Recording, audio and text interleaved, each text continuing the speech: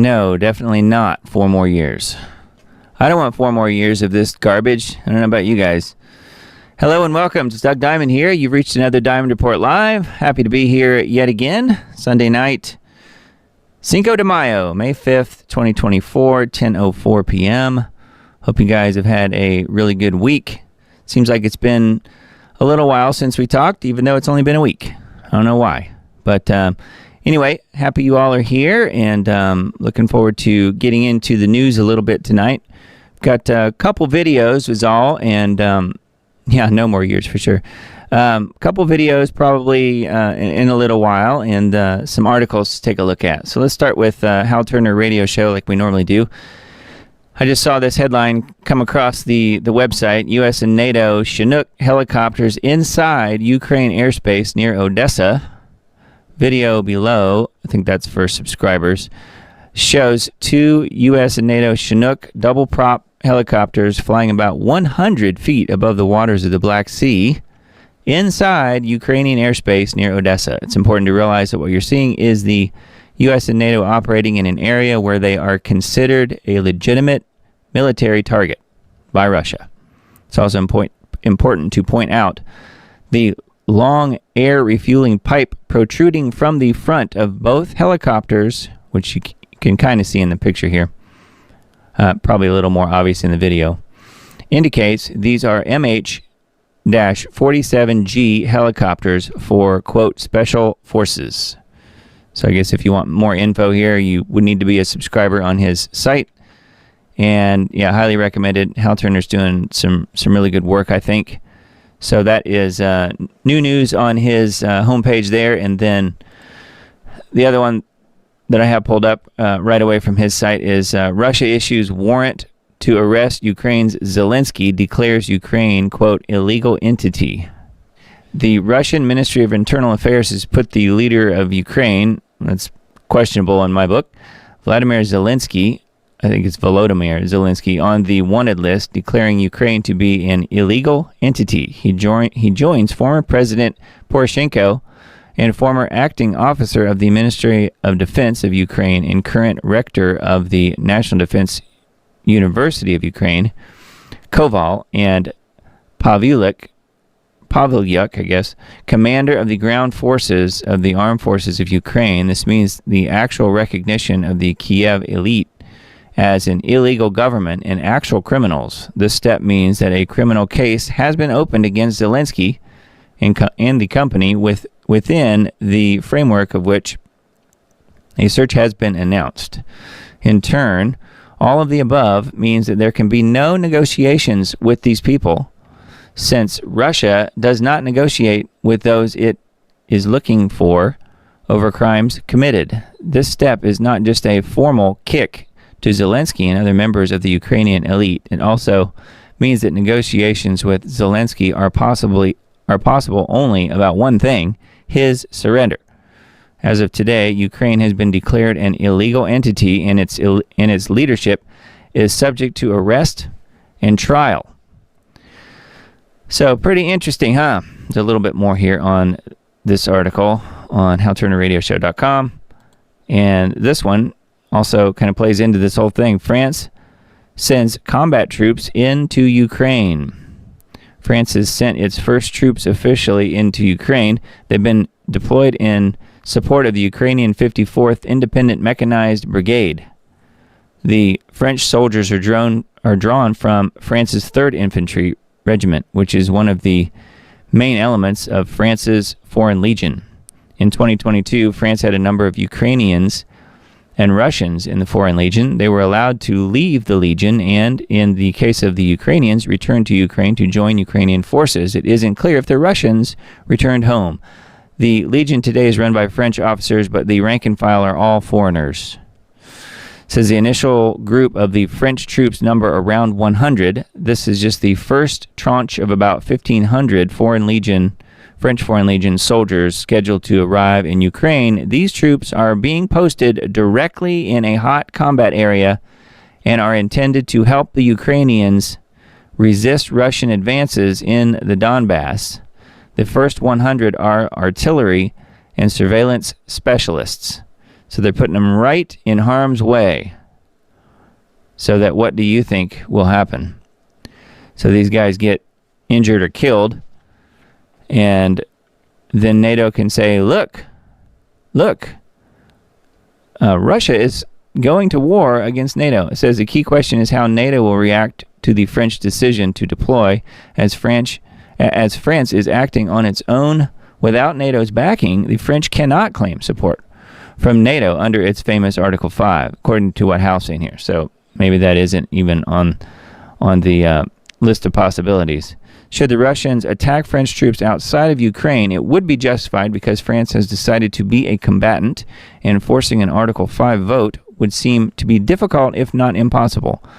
But the point here is that they are pushing Russia absolutely every way they can possibly push them, and trying to get Russia at war with the U.S.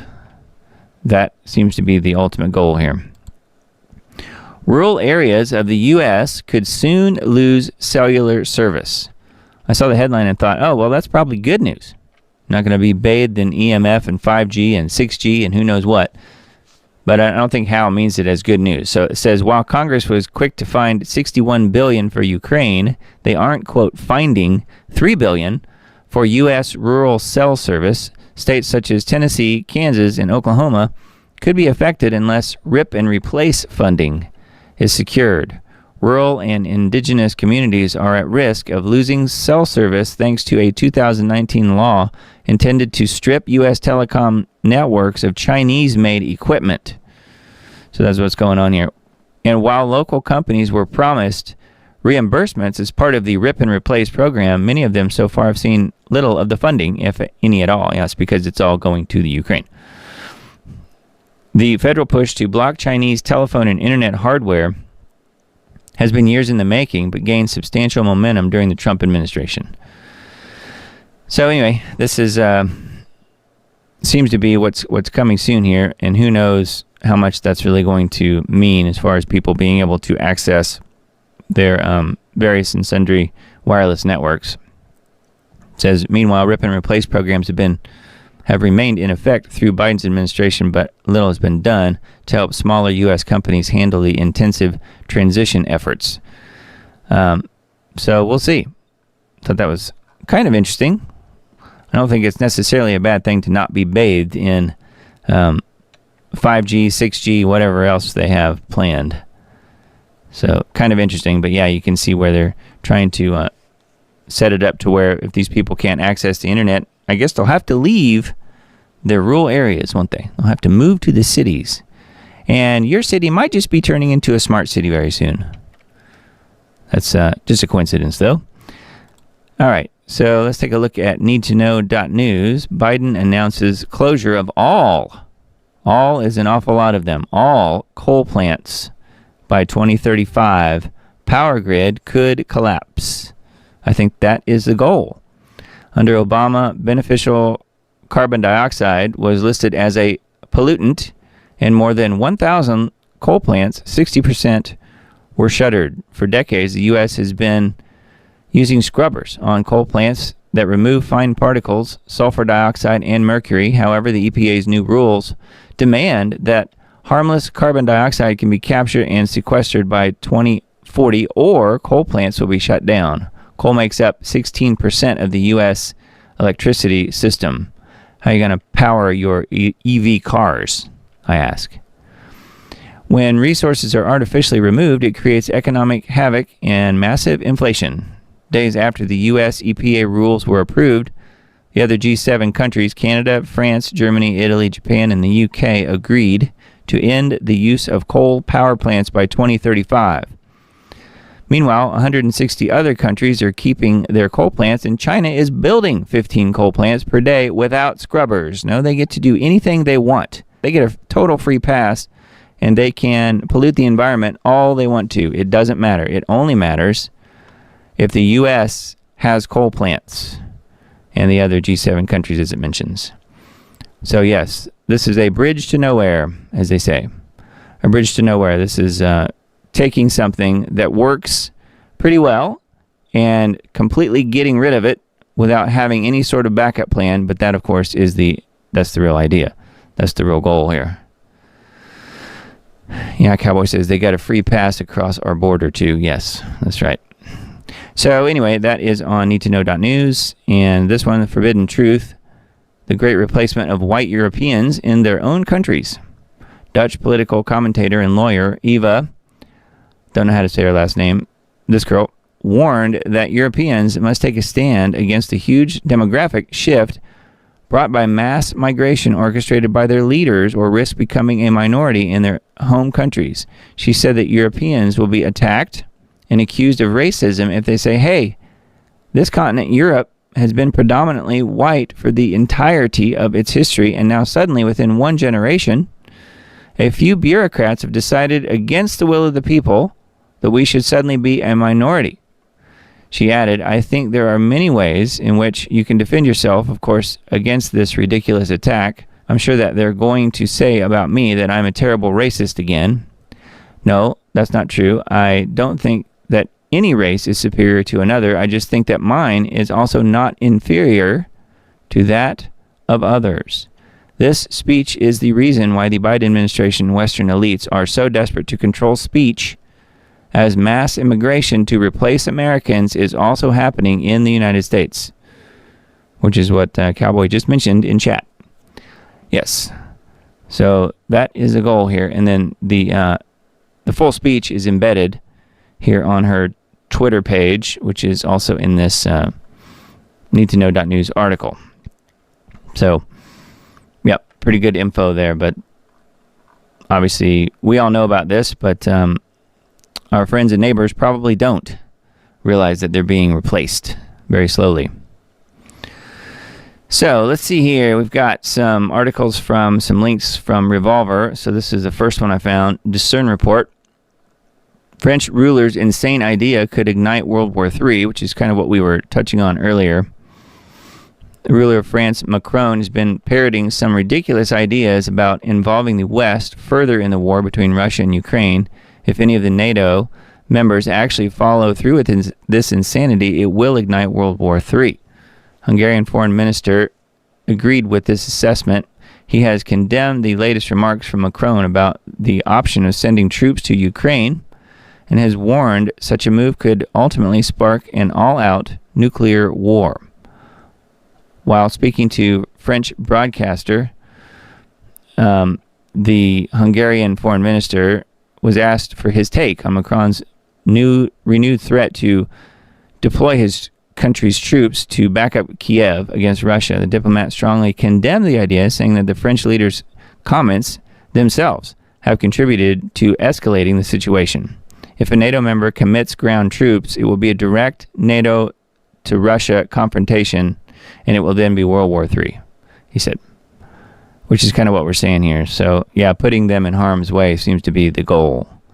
So those troops are probably not going to come home, is my guess, or at least not all of them. And in trade, they will then get their war with Russia, is most likely where it's headed. But we'll see. That's on discernreport.com is where that one is. And then I found this one, too, on Radar Online. Campaign setback, RFK Jr., consultant charged with assault, accused of choking and punching a woman in New York City. Well, for you RFK Jr. fans out there, just be aware that they're obviously out there drumming up as much stuff as they can. And never mind that Biden and Hunter and everyone else on the Democratic ticket would get a complete and total pass. But RFK, even though he's a former, and some would say probably current Democrat, it doesn't matter. He's on the wrong side of things now, so they're obviously going to be going after him. RFK Jr.'s presidential campaign suffered yet another setback this week after it was revealed that a consultant for the third-party candidates team was arrested and charged with assault in New York City. So it looks like the dirt is being dished. That's mostly why I wanted to bring that up. And I've got one more article about RFK here in just a few minutes that has an interesting audio clip with it. Headline USA, DeSantis bans lab-grown meat to fight the globalists in the WEF. So I think that's good news. Governor DeSantis signed a bill on May 1st that bans the sale of lab-grown meat in the state as part of his administration's commitment to having a vibrant agriculture industry. The bill is a pushback against the globalists in the World Economic Forum that are trying to abolish meat and force people to eat bugs. So anyway, they're doing something about it in Florida. I guess that's good news. So Headline USA is where that one is. And then another one from Radar Online. Epstein's Black Book with 221 more names is to be sold at auction. But you can't know whose names are in the book. Nope. You're not allowed to know that. Never mind the fact that the person or individuals or organization buying the book is probably just going to try and conceal it, not make it public, I'm sure. Second Black Book of high-profile names and contact information belonging to the late sex offender, I would say late in quotes because we don't know, sex offender financier Jeffrey Epstein is going up for auction. The book will go under the hammer for private sale through sealed bids at Alexander Historical Auctions on May 15th. If no acceptable top bid is another auction I think that means is obtained. Another auction will be held on July 12th. Says there are no comparables for the sale of this kind of relic, but based on my experience, if I'm pressed to offer a price, I would think it would be $100,000 to $200,000 and up. That is chump change for these guys, these people. Believe me, I'm guessing it's going to go for a lot more than that. So we'll see. Interesting that they're selling the book, but they won't disclose whose names are in it. Wonder why that is. Internet gobsmacked when Biden's top economic advisor can't explain the U.S. financial system. I saw this clip earlier, and I'd never seen the guy before. Didn't realize he was part of the, quote, administration. And it really says a lot. So we should watch this video. It's not that one, actually. It's this one. This is absolutely priceless and probably the most frightening clip you'll ever watch on the people in charge of the U.S. economy. Jared Bernstein is literally the chair of the Council of Economic Advisors, the main agency advising Biden on economic policy. Here goes some fun. Ready? The U.S. government can't go bankrupt because we can print our own money. It obviously begs the question, why exactly are we borrowing in a currency that we print ourselves? I'm waiting for someone to stand up and say, why do we borrow our own currency in the first place? Like you said, they print the dollar, so why does the government even borrow? Well, again,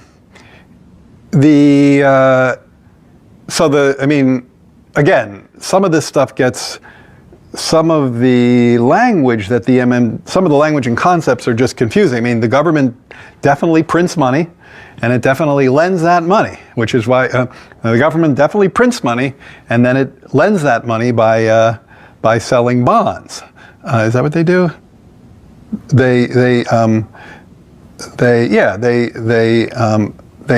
sell bonds. Yeah, they sell bonds, right? Because they sell bonds and people buy the bonds and lend them the money. Yeah, so a lot of times, at least to my ear with MMT, the language and the concepts can be kind of unnecessarily confusing, but there is no question that the government prints money and then it uses that money to, I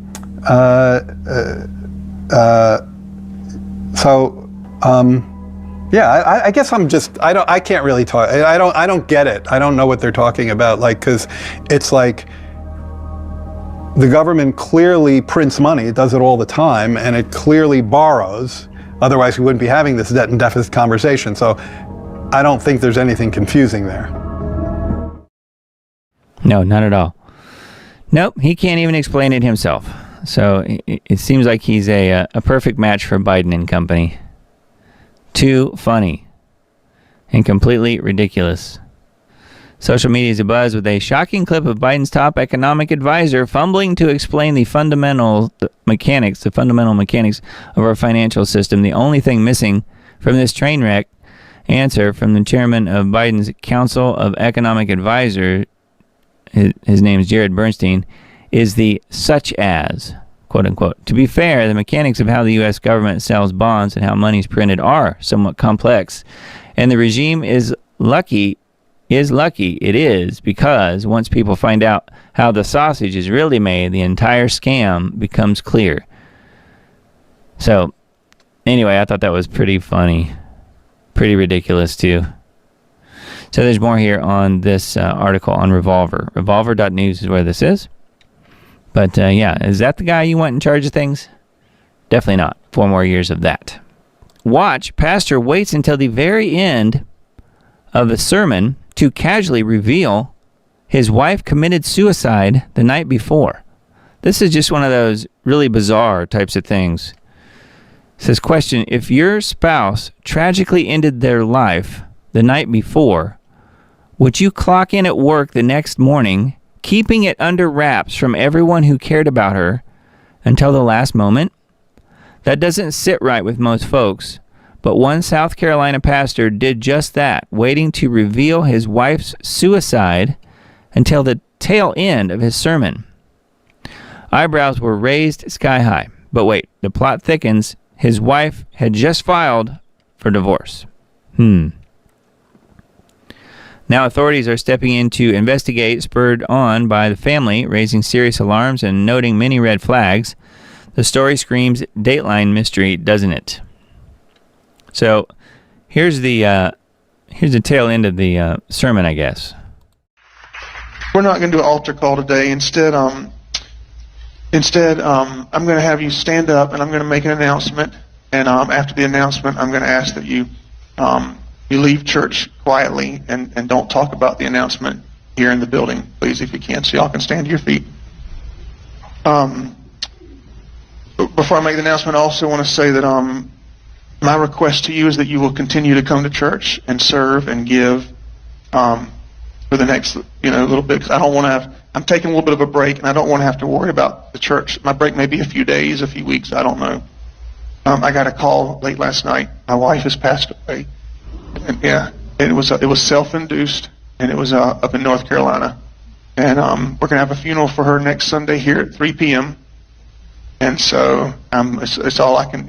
I'm just kind of going on adrenaline right now. So y'all pray for me and my kids and everybody. And she wasn't. Y'all knew that she wasn't well mentally, and that she needed her medicine that was hard to get to her. And so I'm sure there'll be more details to come. But just keep our family in your prayers. And I'm going to let Pastor Randall, my bishop, he can pray. I'll get him a microphone. He'll pray out. And if you have anything you want to share as well, I appreciate it. So there you go. I mean, how bizarre. It says people who are familiar with the couple are coming forward to share their story. So it's talking about some of the strange things that people are saying with regard to their relationship and how things are not adding up, as this says. So yeah, it says South Carolina pastor claimed his wife died of suicide on Saturday, 6 months after she filed for divorce, as her family pleaded to police to deeply investigate the sudden death. Micah Miller, 30, was found to have suffered a fatal gunshot to the head at Lumber River State Park in North Carolina, according to local newspaper. Her husband, John Paul Miller, is the pastor of Solid Rock Church in Myrtle Beach, who broke the news of her death during a recent service after asking his congregation not to discuss it inside the church. So, very strange. The plot thickens, as they say. So yeah, that's on Revolver. Yeah, how awful. Yeah, I mean, just really strange happening the way that story's unfolded. So I don't know if we'll hear anything more about that. I just thought that was kind of weird. Bill Gates wants to use AI for genetically modifying beef cows to save the planet. The combination of AI and the world's food supply is in its infancy stage and will advance rapidly if Gates has anything to say about it. He has been obsessing over cow burps and cow farts for years, unable to do anything about them until AI came on the scene. Well, of course, the whole thing's a ruse. He knows it's completely natural and it poses no threat, no harm to anyone, never has. Otherwise, the planet would have imploded a long time ago. What about dinosaurs? You think he thinks cow farts are bad. I'm sure dinosaurs were probably far worse. And yet, we're still here. So, anyway, another article on technocracy.news is where that is. And then headlines from Reclaim the Net. We have, let's see here. Looks like they're having a free speech event. Not sure what that's about. Got some interesting people, Glenn Greenwald and Trump Jr. and others on Rumble. There's a link to it there on reclaimthenet.org. Australia's digital ID push is undermined by data leak disaster. Are you guys seeing lots of data leaks? I know I've gotten a letter just recently from AT&T saying, gee, we're sorry, we leaked all of your information. It's all out there. It's all on the dark web. And but you can sign up for a free Experian credit check, and we'll keep an eye on it for you. So what I'm getting at here is that a lot of these companies are doing this stuff on purpose so that biometrics are the next thing, because they're trying to push, obviously, things like the Mark of the Beast technology that can be injected. So anyway, this is specifically talking about Australia. Australia's digital ID push is undermined by a data leak disaster. In the wake of a privacy scandal, Australia's digital ID pilot program for online age verification faces intensified scrutiny over data security concerns. Again, they let the data out on purpose. They could make it more secure, but they choose not to. Israel raids Al Jazeera offices, pulls the plug on broadcast operations. Al Jazeera vows to continue reporting despite Israel's drastic move to shut down operations and seize equipment amid accusations of bias and propaganda. This is Israel we're talking about, claiming bias and propaganda by Al Jazeera. But Israel is, of course, as clean and pure as the wind-driven snow, right? And no. Australian PM pushes for crackdown on misogynistic speech. Amid fears, free speech is fading. Sounds a lot like something Trudeau might say, but this is Australia. Australian Prime Minister Anthony Albanese's latest push for stringent internet censorship will continue to spark debate over free speech. They just make up stuff, and then they try and pass laws and curtail speech in the name of the lie that they first started. And of course, saying that it's misogynistic speech is completely ridiculous and total lie. Automakers confirm warrantless location data sharing with U.S. agencies. Modern cars transform from mere transport to tools of surveillance, challenging notions of privacy on the streets. Yeah, and there's zero privacy if you have an EV. It's not only like driving a microwave, it's like driving a surveillance system as well. So anyway, those articles are all just some of the headlines on reclaimthenet.org. Pretty good site. Liberty Beacon. Let's see here. The Great Replacement's no longer a theory, it's reality. Mentioned this a little while ago. This is the same lady here. Says Twitter X video I present below is not very long, just over 12 minutes. Will present what many of us can see, but those who wield the power will never admit to. But why do I obviously care so much about this as to make it such an explosive issue? How about you consider that Biden, just like every other president, is sworn in, hand on the Bible, stating that he will protect Americans from all enemies, both foreign and domestic. This is, in fact, his main task as president, in spite of swearing that. We know he is responsible for at least 10 million illegals crossing the southern border, as well as the gotaways and those flown in during the dark of night across the country. Some estimate the actual number may exceed 15 million. I've heard 30 to 40 million. The damage we are already seeing is, as a result of this, over the top. Yet Biden, his handlers, will do everything and anything to keep the flow coming in unhindered. Anyway, there's the embedded video here again from Miss Eva that I showed a little while ago. But that's an article from Roger Landry. He's the guy that heads up the Liberty Beacon. It's a good website. Sadiq Khan elected London mayor for third term to an angry reaction. Globalist fanboy Sadiq Khan gets historic win as third-term mayor of London.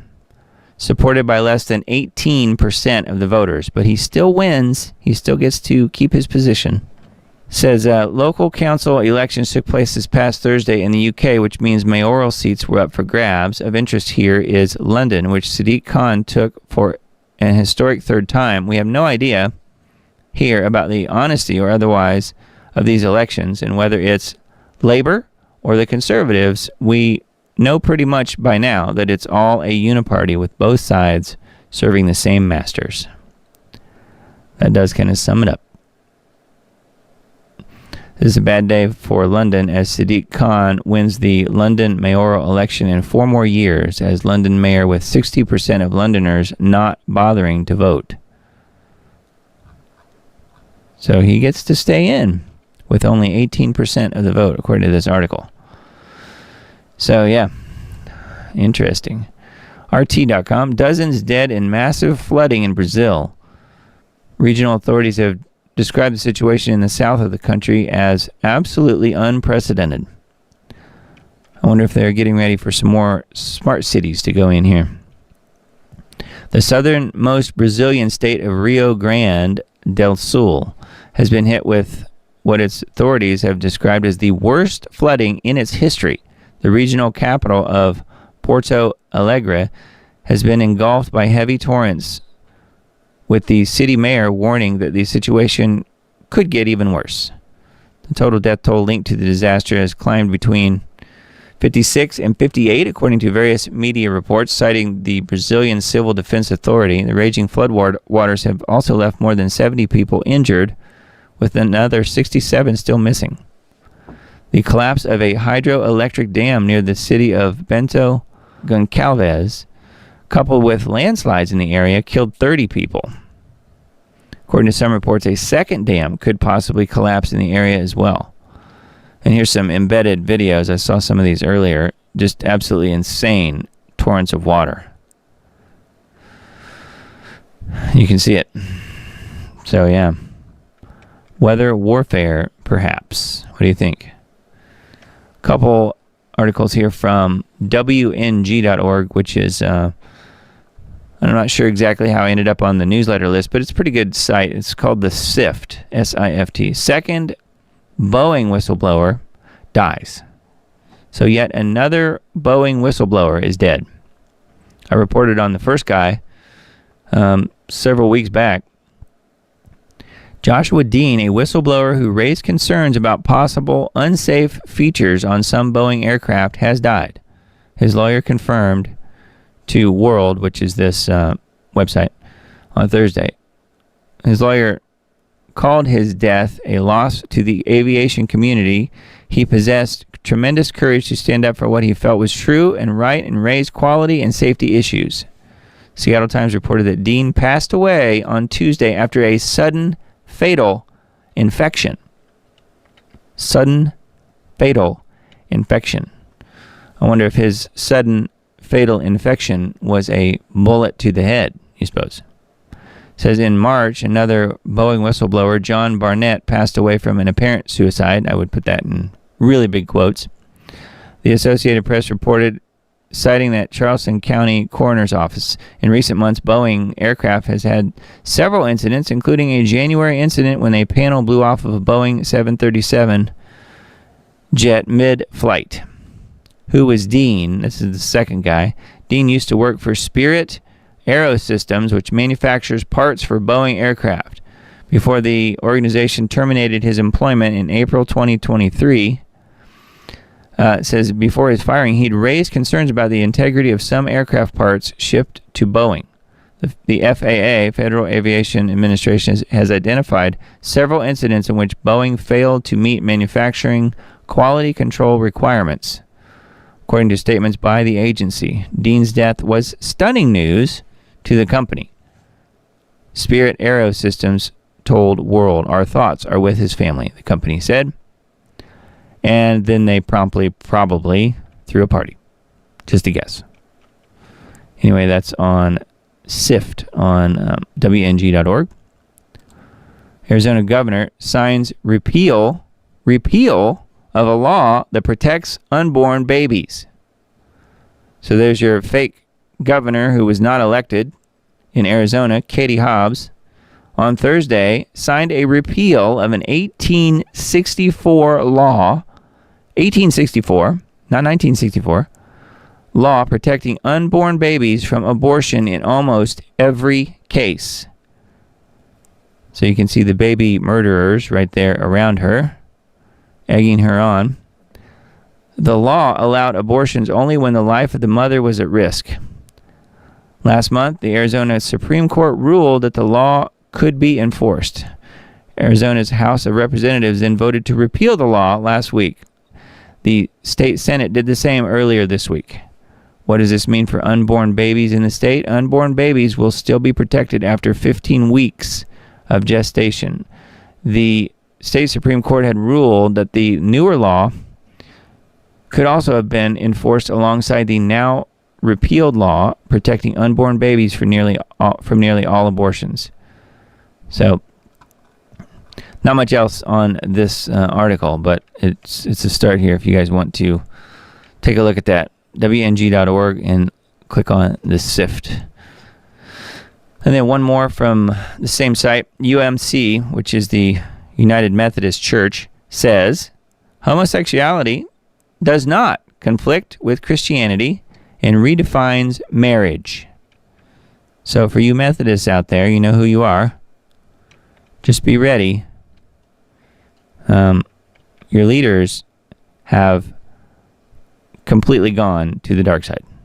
International delegates at the United Methodist Church's General Conference voted on Thursday to remove a church code section declaring the practice of homosexuality as incompatible with Christian teaching.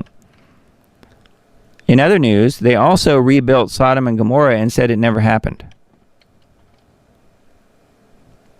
So, yes, this is what they're doing.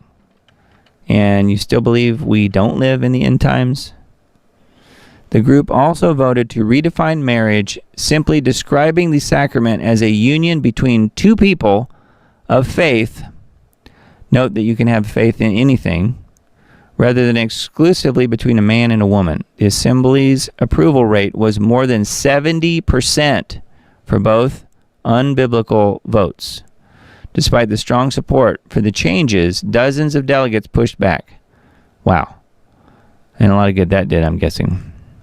I'd heard that was coming down the pike here some time ago, as far as what the Methodists were doing. And this apparently is the official shift that the church has made.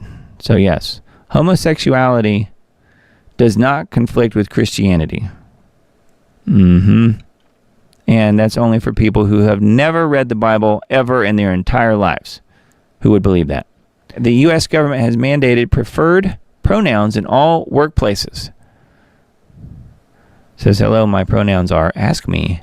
The U.S. government has mandated the use of preferred pronouns in all American workplaces. The mandate has been put in place to clamp down on discrimination against transgender people under the 1964 Civil Rights Act. All of the transgender people, all of the many millions and hundreds of millions or billions of transgender people that there are in the world. Oh, wait a minute. No, that's not really true, is it? Says starting this week, failure to respect a person's non-binary pronouns will be the newest form of workplace discrimination under the Act. So you have to play along with the lie. You have to lie too, or else you're a racist, misogynist, and transphobe. Says the new pronoun mandate for workers, employers, and even customers was issued by the Equal Employment Opportunity Commission as part of the Civil Rights Agency's first move in a quarter century to bring its workplace guidelines up to date with legal precedent and evolving social norms. I would say devolving social norms. So there you go. So this is coming hard and fast towards us. And we're all going to be obligated to lie. What do you think about that? You going to do it? You going to respect people's pronouns? Well, That is on peoplesvoice.tv is where that one is. And then let's take a look at the headlines. Information liberation. Blinken blames social media for Israel losing the PR war. Romney agrees. Confirms TikTok ban is to help Israel. Yeah. South Dakota governor admits she did not meet with Kim Jong-un as her book claimed. So she's lying now too. Dershowitz to launch massive offensive lawfare against anti-Semitic pro-Palestine protesters. So more lawfare, this time against people who are going against anything Israel, protesting. BlackRock CEO, xenophobic countries with shrinking populations may be the big winners in an AI-driven future, according to Larry the Fink. Video shows Israeli soldiers using a Palestinian as a human shield. That's what they do. Over 1,700 people have been arrested on campuses nationwide in the past 2 weeks. But that's only if you're pro-Palestine. If you're pro-Israel and pro-genocide, you get a pass and you don't get arrested. So there you go. Anyway, quite a few articles on information liberation. Pretty good site. Thought this was kind of interesting. It says, this isn't me talking. This is just this article. It says, I did an experiment with ChatGPT and took screenshots before it instantly censored its own answers. So it instantly censored its own answers. Give me 10 examples of what an ordinary person might say that will soon be illegal, and then one day for no reason whatsoever. So that's the question. It says, give me 10 examples. This is someone asking ChatGPT. Give me 10 examples of what an ordinary person might say that will soon be illegal if H.R. 6090 is signed into law. H.R. 6090. And it says, ChatGPT responded with some of these different quotes here. It says, quote, Jewish people are all rich and successful, end quote. So that was just one example. Why do Jews always seem to stick together? She's so frugal, she must be Jewish. He's good with money, must have some Jewish blood. So these are just the types of things it responded with, right? So the person asked a question and it spit out these answers. And they're just kind of boring, more or less silly answers. And then it closed up those statements with, says, while these statements may not seem overtly hateful, they can perpetuate stereotypes and contribute to an atmosphere of prejudice and discrimination against Jewish people. Therefore, under H.R. 6090 or similar legislation, they could potentially be deemed illegal if they contribute to an environment of anti-Semitism.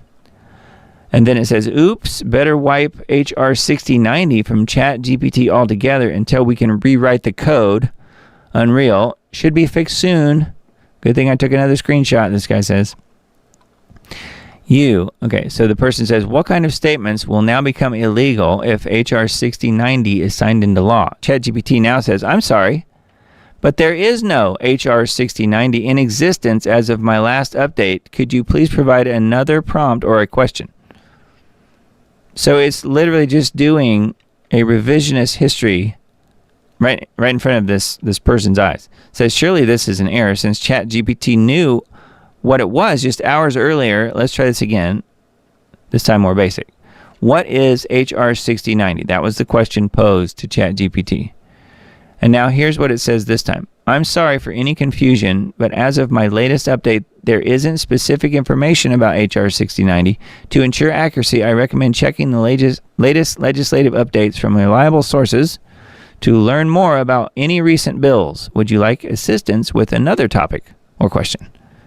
So pretty funny. Pretty funny. So that is the screenshots taken here on ChatGPT for H.R. 6090. So along those lines, we've got a video here on that. So let's check that out.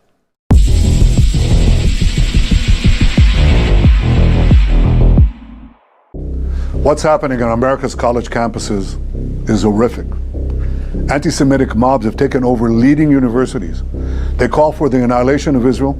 It's unconscionable. It has to be stopped. It has to be condemned, and condemned unequivocally. When Netanyahu demanded that the protests against Israel be stopped, the U.S. government complied because our members of Congress have all been bought and paid for with tax dollars given to the American Israeli Political Action Committee, known as AIPAC. AIPAC openly brags about this on their official website because they don't have to register under the Foreign Agents Registration Act, which requires agents of foreign principals to register and provide transparency. Beginning in 1962, they were known as the American Zionist Council, and President John F. Kennedy was ordering them to register as a foreign agent. Along with members of the U.S. government, the Zionists fought against this. In October of 1963, forms were prepared for them to register, but the next month, JFK was assassinated, and Israel has never been asked to register since. 4 years later, Israel attacked the USS Liberty, murdering dozens of Americans and injuring over 100. The U.S. government helped them cover it up as an accident. On the day of 9/11, 5 Israelis, who were seen photographing the collapse of the Twin Towers and celebrating, were arrested and detained for several weeks. In documents later released by FOIA requests, the FBI redacted their faces in pictures where they were posing in front of the burning towers and described them as being happy and jovial. One of them stated, "Israel now has hope that the world will understand us." The end of the declassified document asks if they had foreknowledge of the event and were there to film it, and the answer was redacted. As soon as they were released, they returned to Israel and went on television, where they confirmed that the answer was yes. The fact of the matter is, we are coming from a country that experiences terror daily. Our purpose was to document the event. The dancing Israelis had fake student IDs, and several accounts of suspicious Israeli art students were reported to be infiltrating government buildings. Over 100 of these Israeli art students were arrested. Fox News reported that these art students served in military intelligence and explosive ordnance units. The majority of those questioned, quote, stated they served in military intelligence, electronic surveillance intercept, and/or explosive ordnance units. In March of 2000, several of these Mossad art students were living in the World Trade Center as part of the World Views Artist in Residence program. They occupied floors 90 and 91, where walls were unfinished and structural beams were exposed. A member of this group of artists, Hanan Sarfati, was arrested by the DEA as part of the Israeli spy ring, but the identities of an additional 14 Israelis who were with him have never been released to the public. These Israeli artists were sharing the space with a group of Austrian artists known as Gelatin, who were working on a project called The Bee Thing that involved removing windows on the 91st floor of the North Tower. A small balcony was constructed for people to stand on while photographs were taken by a helicopter. Another group called E-Team managed the helicopter with the designation number N666LH. This helicopter was to be in an art exhibit memorializing this project, scheduled for September 11th, 2001. In March of 2001, E-Team had an art project called 127 Windows. Officially, they were going to write their name on the exterior of the tower. They had an artist's rendering of what the project was supposed to look like, but it never appears to have happened. And on 9/11, American Airlines Flight 11 crashed into the exact spot where they were supposedly preparing to do this. In 2001, Gelatin published a book on the project and described it as conspiratorial work. It includes a drawing of someone falling headfirst from the 91st floor with the words, 300 meters of pure pleasure. Gelatin was originally spelled the same as the explosive, but was officially changed in 2005. And the 9/11 Commission report does not mention Gelatin, E-Team, or any of the Israeli Mossad art students. Reporting for InfoWars, this is Greg Reese.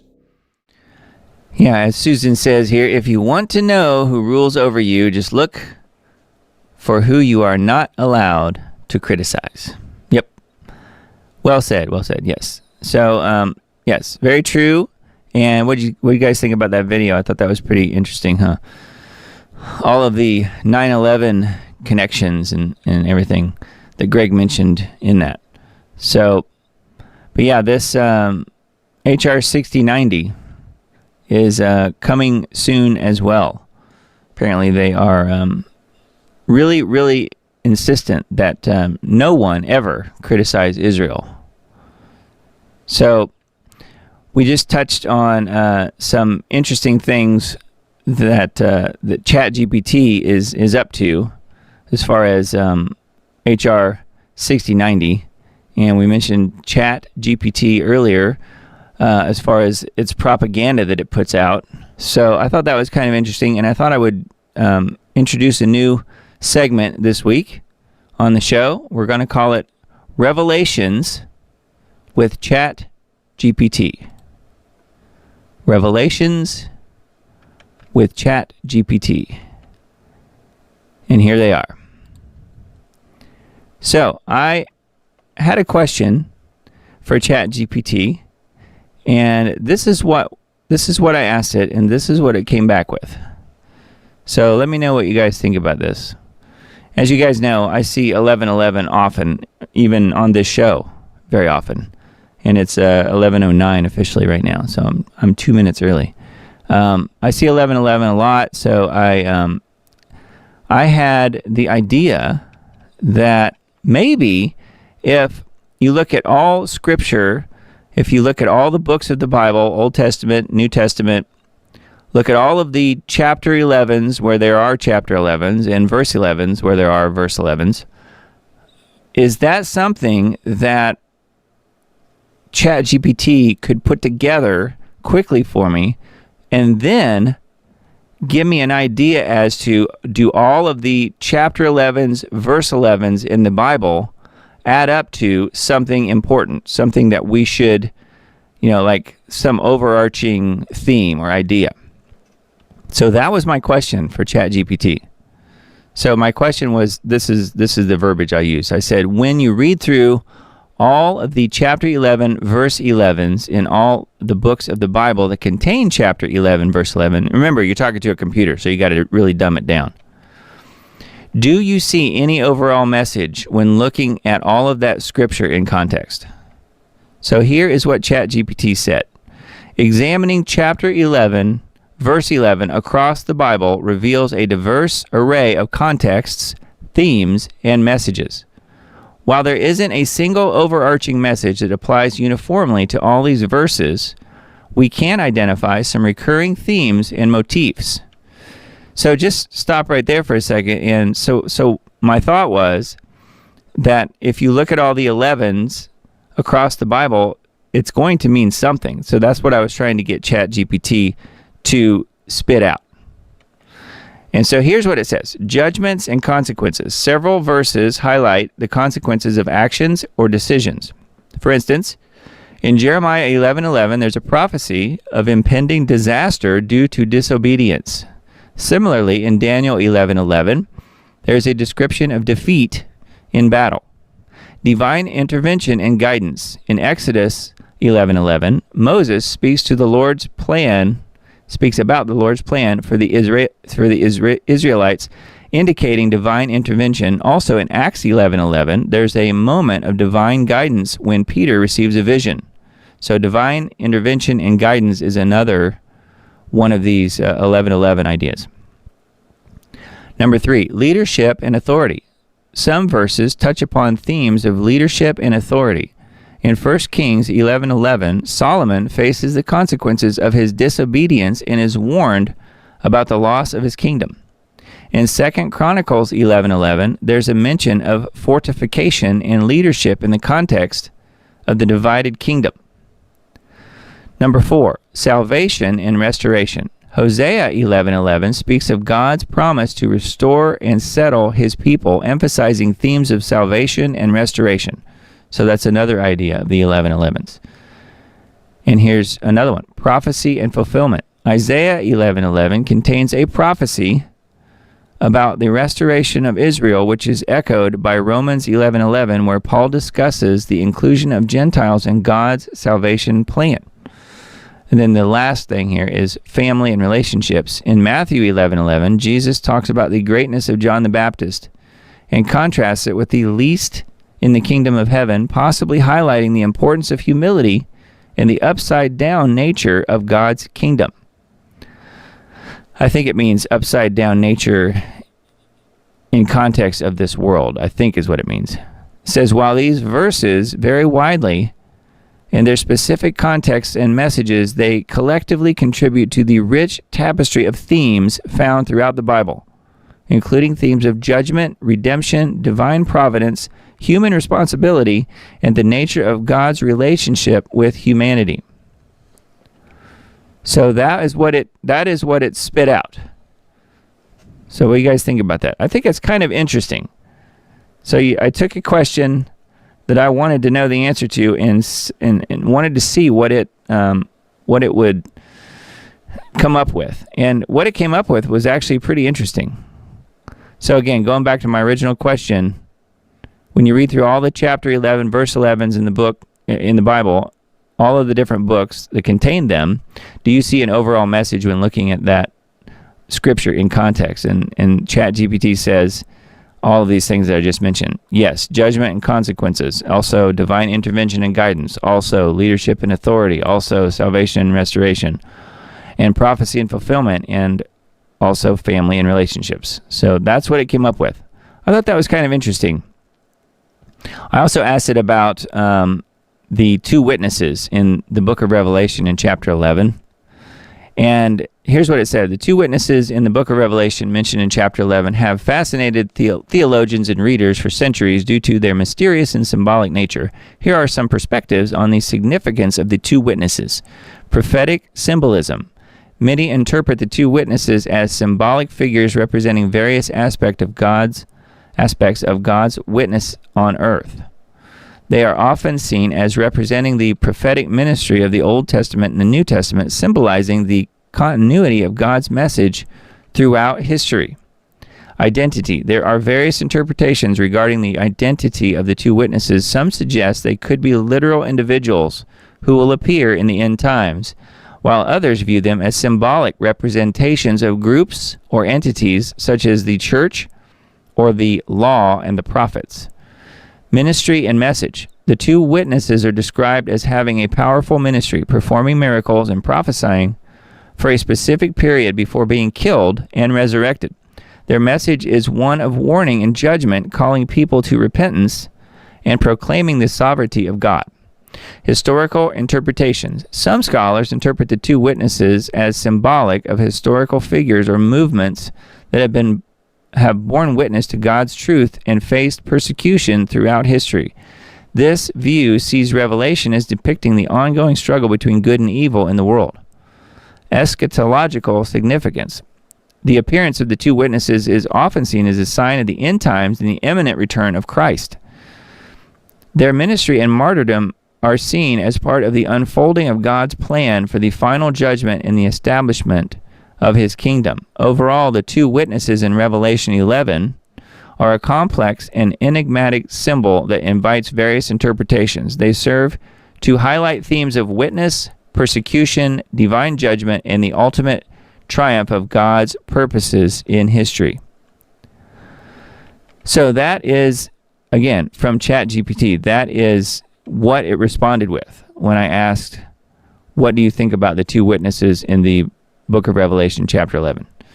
And the reason I asked it that, we'll get to that in a second. But I thought that was pretty interesting, and I don't think it's wrong. I think it's actually a pretty good answer, and it did seem to use the Bible in its answers. So pretty amazing, I think. Let's see what you guys are saying in chat here. Okay, so going back to the 11s here, it says lots of scripture is like that. For instance, 3:16. Okay, my opinion is, touch not the unclean thing as far as ChatGPT is concerned. Verba Homefront says, truth in Christ channel has a new video that shows total word count in the King James Bible is exactly 7 to the 7th power. Martina says 7 times 7 times 7 times 7 times 7 times 7 times 7. Wow, that's pretty interesting. Doug, I went from seeing 333 for years, and now I'm seeing 111 now. Detroit 1975. And then Martina says, and there are many other numerical patterns. The two witnesses, Cowboy saying Enoch and Melchizedek is his thoughts. Sometimes all this revelation of knowledge makes my head buzz. Yeah, no kidding. Who assigned the arbitrary numbers to chapters and verses? Marty's wanting to know. Stan from the Prophecy Club thinks there are Moses and John from Revelation as far as the two witnesses. Yeah, interesting. Almost as in a literal mind blown. It takes time to digest and pray over it. Praise God for enlightenment. There were these three men who never died, and they were taken. Elijah returned through John the Baptist. He gave up the flesh through John, Cowboy says. Enoch and Elijah never died, Emily says. Yeah. The other two still have not given their flesh and believe will return as the two witnesses and will be killed in the streets. And that's when they would give their flesh. Okay. Cowboy saying. Yeah, so pretty interesting thoughts there. And I have my own thoughts on the whole two witnesses thing. And yeah, there's a video. I guess I could just jump to it now because we're kind of on that subject here a little bit. I don't know if you guys have seen this. I would definitely recommend at least watching it, see what you think. It's on Janie Duvall's channel. It's a brand new video she just put up yesterday, May the 4th. The two witnesses are not who you think, according to her guest here, which is someone I've mentioned before, Christian Widener.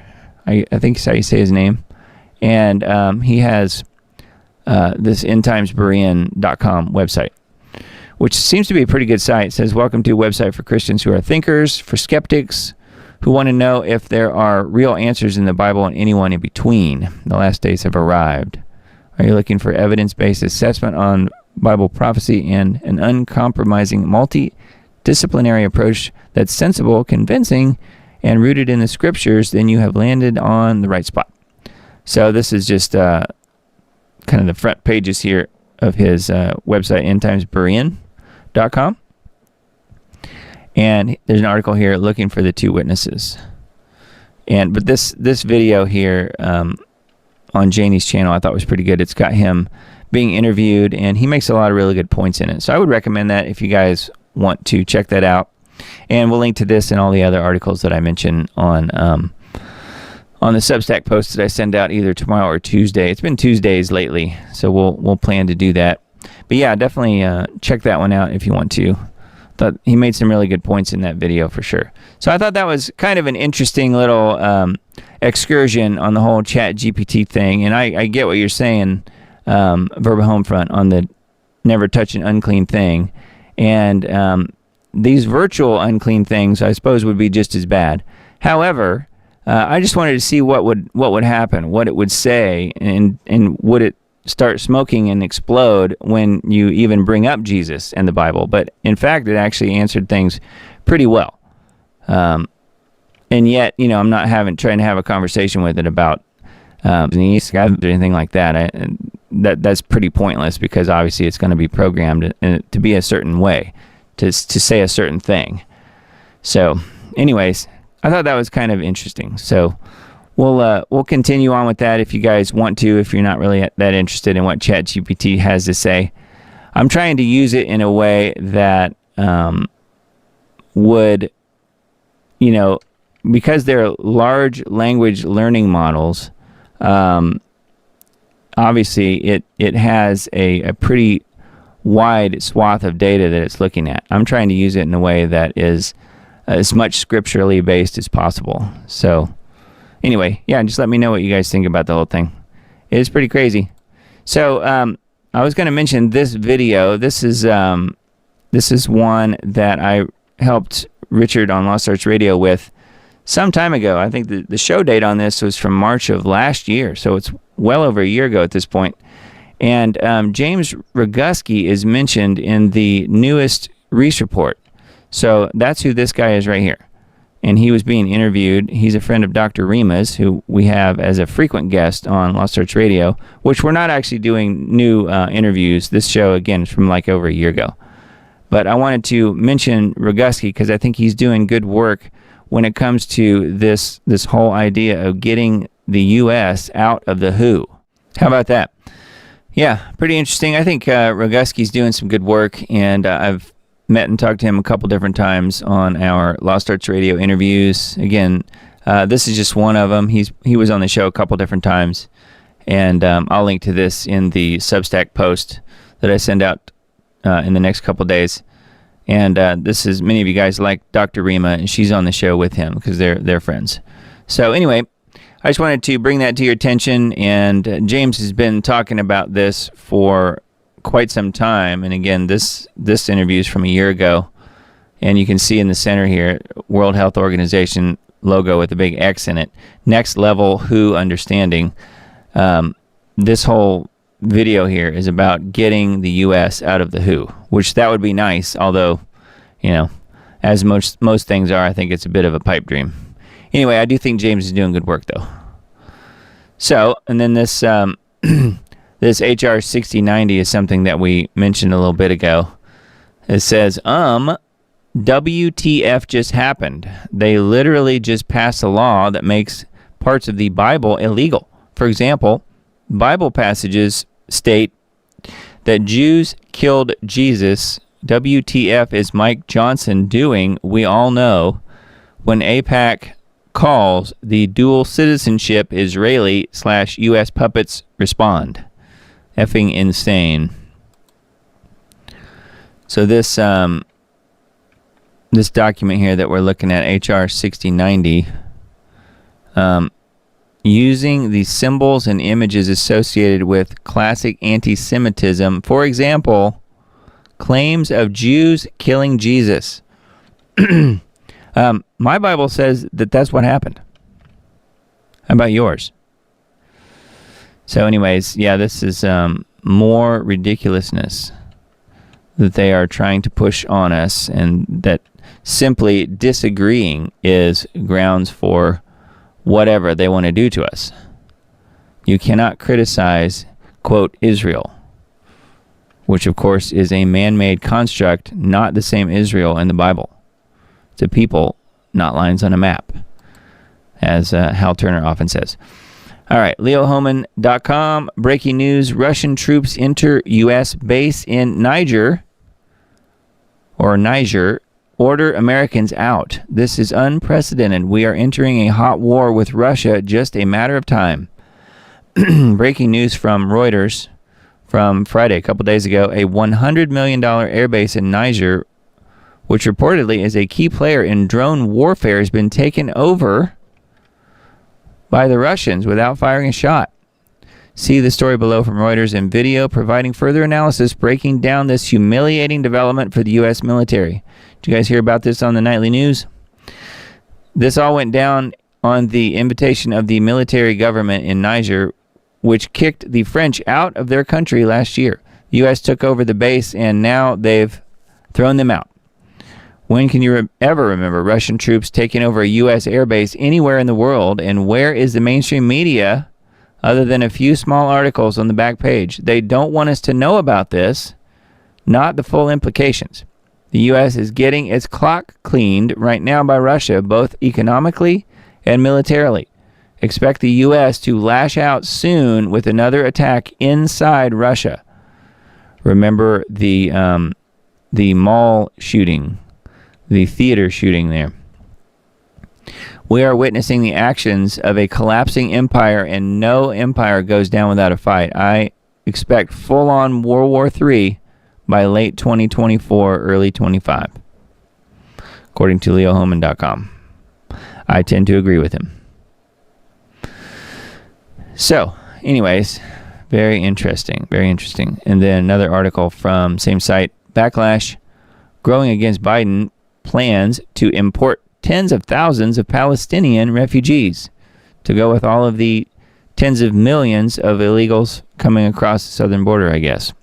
The backlash is growing against Democrat plans to import tens of thousands of Hamas-supporting Jew-hating Gazans into American cities and towns as so-called refugees. A group of 35 Republican senators has published an open letter petitioning Biden's White House to halt plans to accept Gazan refugees into the U.S., citing national security concerns.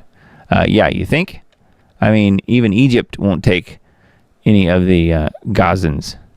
So even though I am not for genocide, I don't want to see those people being murdered and killed as they are being genocided by the Israelis. I also don't want them knocking on my door to come move in. So anyway, let's see here. It looks like we've got some questions and comments. Let me look at the chat for just a sec. Doug, can you play a 3-minute video called Numbered, the King James Bible on Truth is Christ channel? Okay, Truth is Christ channel. Yeah, I'll let me make a note here and just kind of highlight this text, and I'll come back to it here in just a sec. I'll see if I can find it. No need to send a link. I'll look for that here in a minute. All right, let's look at a few articles from Wine Press News. Texas detective says turning off your phone means you're either the victim of a crime or you're probably committing one. So this is where we're going now. You turn off your phone, and of course, the networks are going to know that right away. All of the telecom companies are going to know that if your phone's off. So are they now going to start reporting you when you turn your phone off? They're going to report you to the nearest police. Says Austin, Texas police officer claims that if you turn off your phone or if it's not connected to a network, then that might strongly suggest you are a victim of a crime or that you're probably committing one. So you are guilty until proven innocent. This statement was made during a tenuous investigation into the murder of a popular up-and-coming cyclist, Anna Mariah Wilson, earlier this year, when in January her killer was convicted and sentenced to 90 years in prison. And then here's a video, I guess, about her. Says, though the murder made national headwaves, one of the lead investigators involved in the case from day one made an intriguing statement in a lengthy report and interview with CBS. Says, when compiling the evidence and piecing together the string of events to determine who the murderer was, how, when, and why it was committed, apparently one of the tip-offs was that the murderer lied about her phone's battery dying the night Armstrong carried out the murder. However, this was found not to be true, and that the phone was deliberately turned off. Aha. This was a red flag for the detectives when this was discovered, but Detective Riley took it a step further by making a statement that in this day and age, if someone turns off their phone or takes it off of a network, then it most likely means the person is a victim of a crime or is a criminal themselves. So you are a criminal if you turn off your phone. How about that? Wonder what I was before I got one. I guess I was invisible. Anyways, yeah, so anyway, that's on the Wine Press News. Steak and Shake. You guys like Steak and Shakes? Steak and Shake becomes the first restaurant chain to deploy facial recognition self-ordering kiosks. Steak and Shake. They've completely ruined Steak and Shake already. Facial recognition self-ordering kiosks. Our guests now have the option to use biometrics, well, at least it's an option at this moment, for a faster and more seamless experience, says the parent company of Steak and Shake. So if you like to go there for diner type food, you might want to think about it again. Revelation 13:16 is being quoted here in the passage. So pretty interesting. So yeah, that's what Steak and Shake's up to. Scotland bans wood-burning stoves from new homes to fight climate change. New law in Scotland prohibits the installation of new wood-burning stoves in new homes constructed beginning the start of April, with it touted as being another way to tackle climate change and lower emissions. They're tackling climate change by freezing you to death, and then when you're dead, then they think they've saved the world, because that's one less human. Quietly, Congress passes sweeping anti-Semitism awareness bill that prohibits criticism of Israel and the Jews. Earlier this week, U.S. House of Representatives passed a new sweeping censorship law. This is the H.R. 6090 that I mentioned a couple times. Seeks to prevent Americans from criticizing Jews in the nation of Israel, deeming it anti-Semitic and hate speech to claim that Jews killed Jesus Christ. For example, this bill's passage has received very little mainstream press attention because they're all for it. That's why. Anything that shuts down free speech and free thought. This is literally thought criminal type stuff. Climate change blamed for a vast number of bees dying, mainstream media says. New study correlating climate change with the rise in dying bee populations has received plenty of mainstream media coverage. I think that it's a half-truth. I don't think it's caused by, quote, climate change. I think it's caused by geoengineering. But the bees are dying. But it's by what's being sprayed, not by simple, temperatures heating up and us having air conditioners and cars.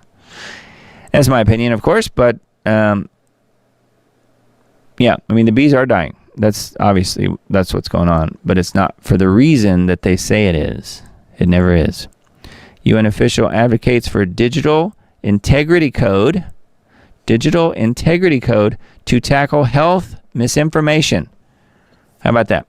United Nations Under Secretary General for Global Communications, boy, that sounds like a nightmare, Melissa Fleming recently gave a speech at Boston University's Center for Emerging Diseases, explaining what can be done to combat so-called health misinformation and disinformation generated by AI, and presented accepting a digital integrity code later this year.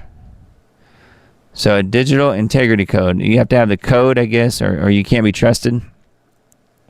But that's funny. They're talking about AI here again. In the post-pandemic era, artificial intelligence has played a major role in the dissemination of information. AI has also facilitated the spread of misinformation. Not in the case of ChatGPT. We just found that out. It says AI has also facilitated the spread of misinformation and disinformation across social media platforms through algorithms that amplify posts designed to generate outrage and deprioritize posts from institutions like the United Nations, which would work to dispel these false narratives, because it's completely true. They never lie. They never put out misinformation of their own. Too funny. Anyway, that's on Wine Press. And one more from there. Media warns bird flu could soon mutate into cow flu. Introduces potential of culling cows to stop the spread. See where it's going? Got to kill all the chickens, got to kill all the beef, and you will be stuck eating what? Z-bugs. Bird flu could soon be labeled as cow flu, according to the latest rhetoric amidst this wave of H5N1 avian influenza scare that's sweeping the U.S. I don't know if it's sweeping. It's sweeping the propaganda channels, yeah, like the mainstream media, maybe. So anyway, that is on Wine Press News. So it's now called cow flu, or it might be called cow flu. And if you get it, you will turn into a cow. All right, so let's go back to what our friend here in chat was asking. And that was, let me see if I can find it here. I'd highlighted the text, but it disappeared on me. So, pardon me 1 sec here. I found it.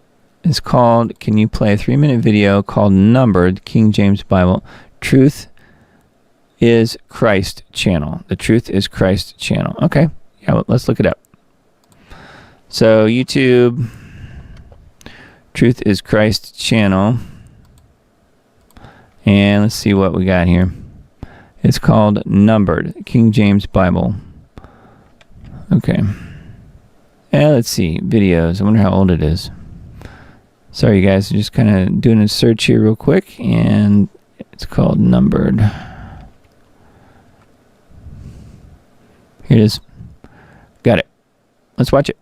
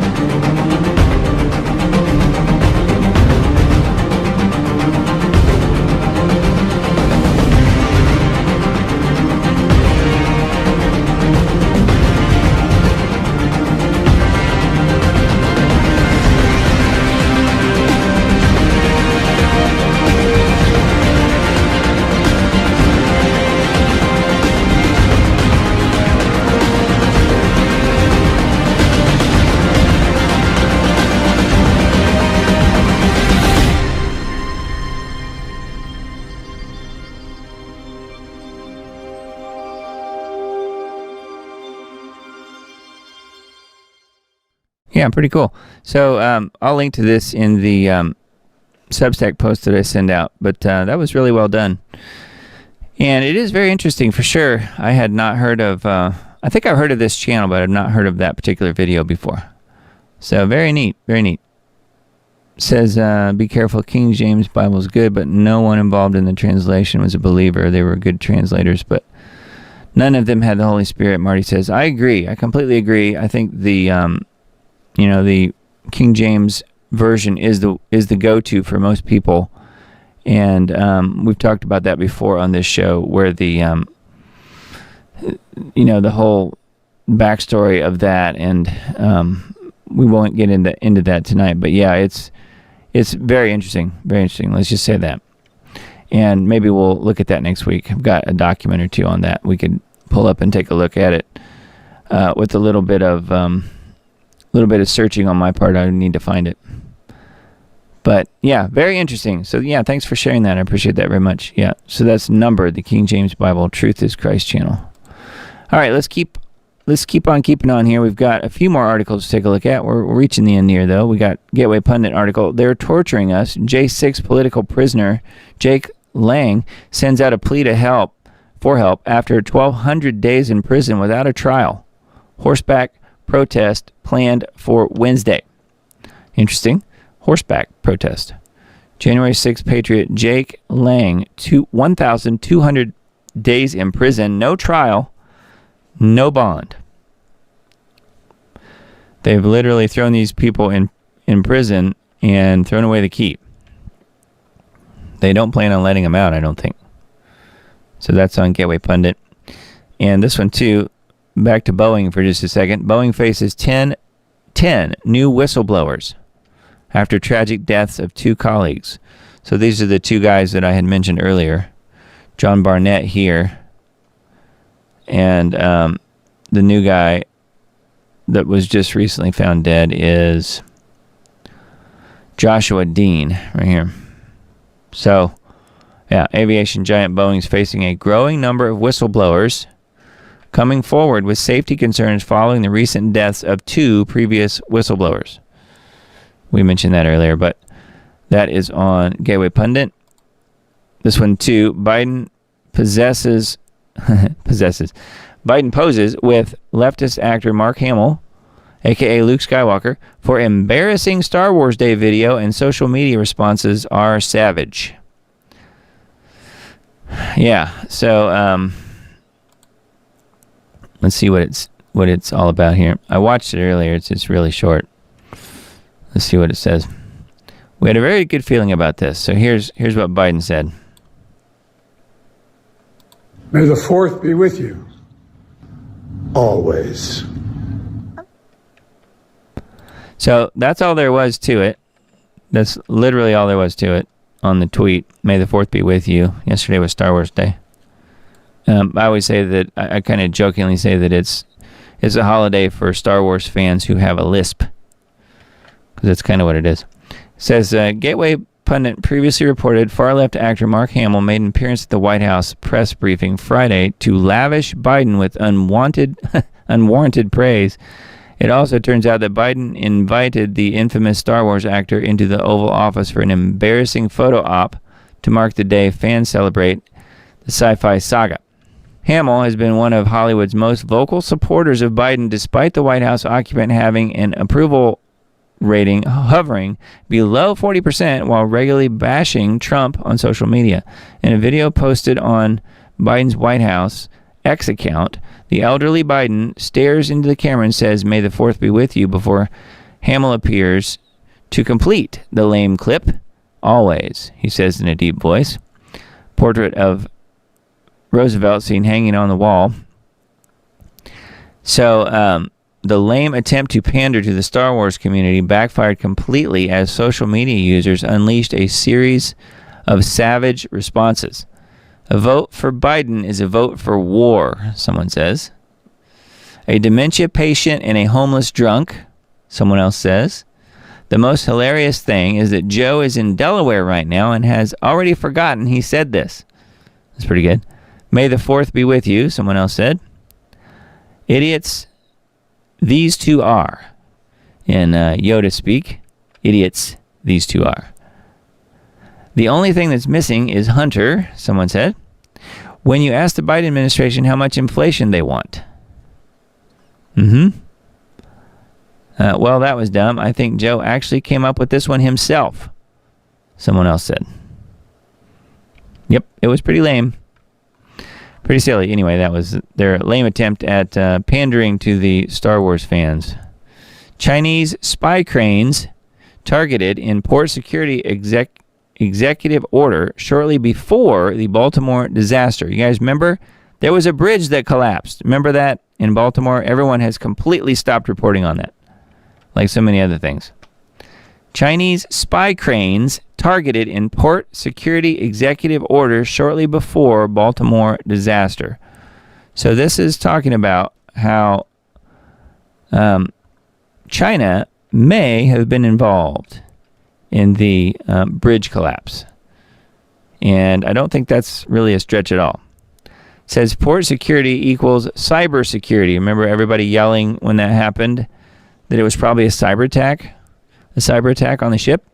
You see it veer directly into the bridge. It says the same guidance released by the Biden administration also addressed longstanding port security issues that have fallen into the gap and seam lines between the roles and responsibilities of the U.S. Coast Guard, other parts of the Department of Homeland Security, DHS, and Department of Defense and Department of Justice.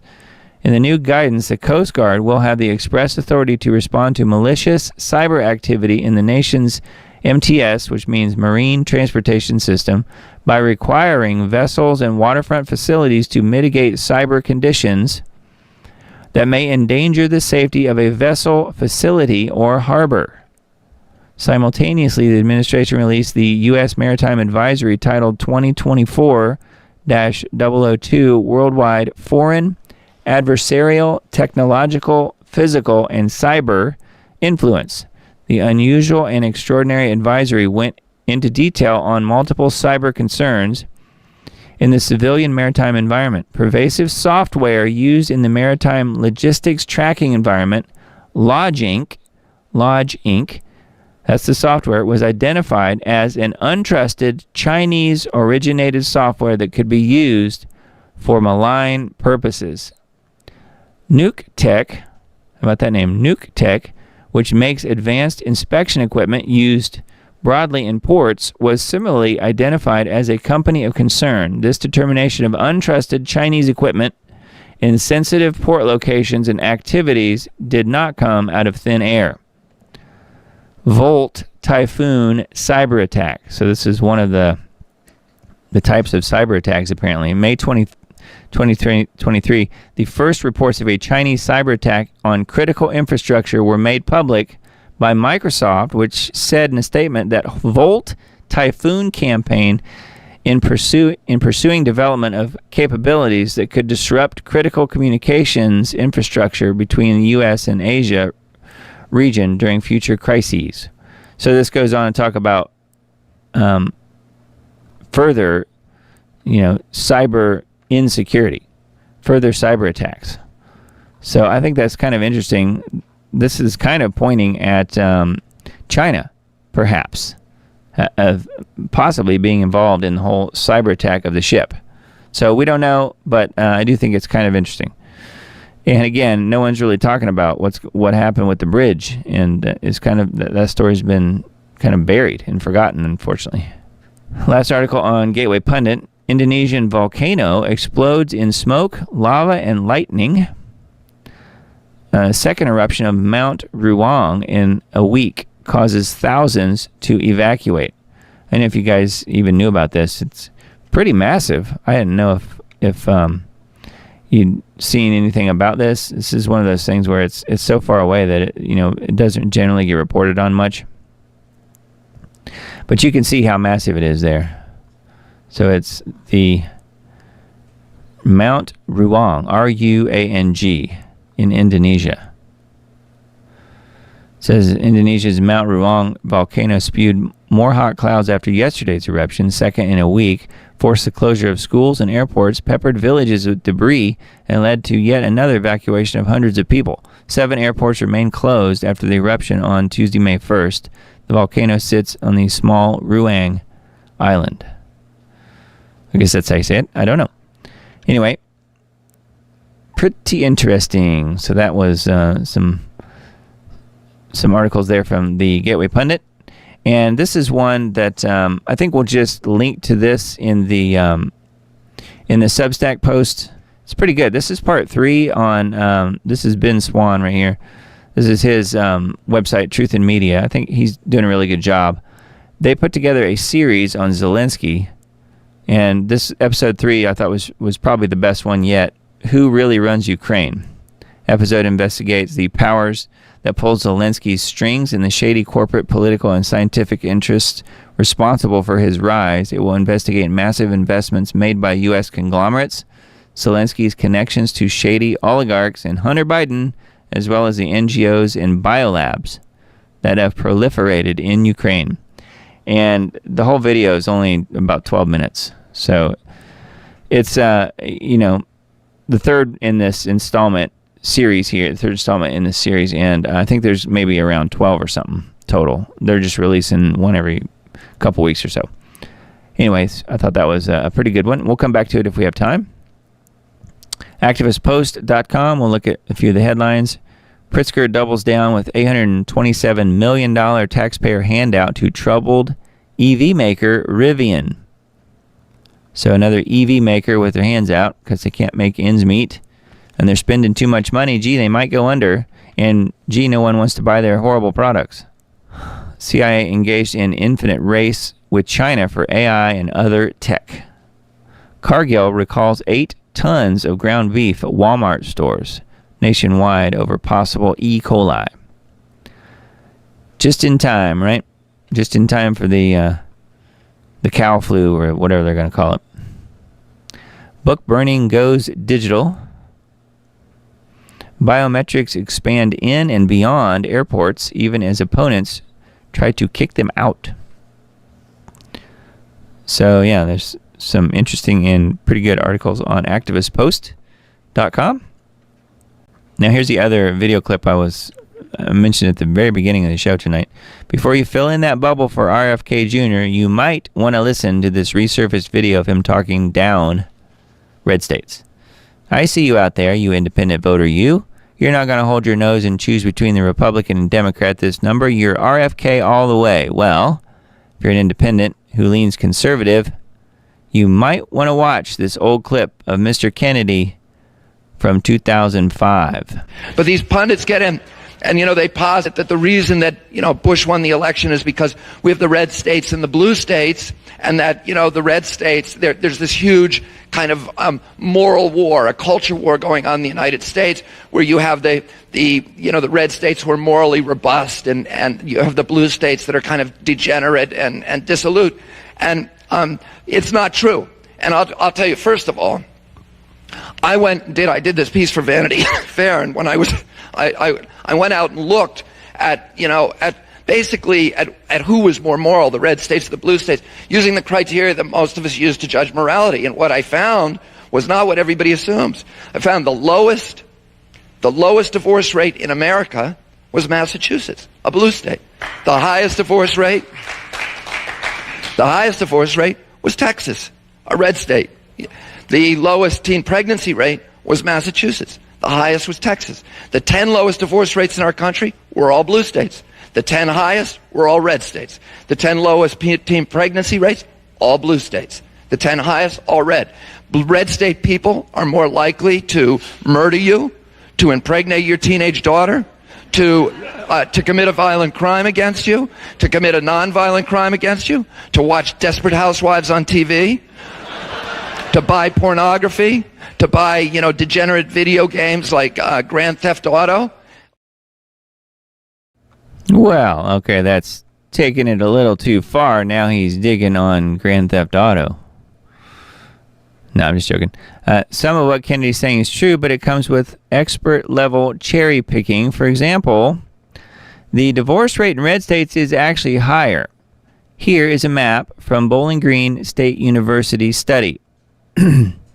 Now, it's in the the dark red area here, says, looks bad for red states, right? What about when you consider the fact that people in red states are more likely to get married in the first place?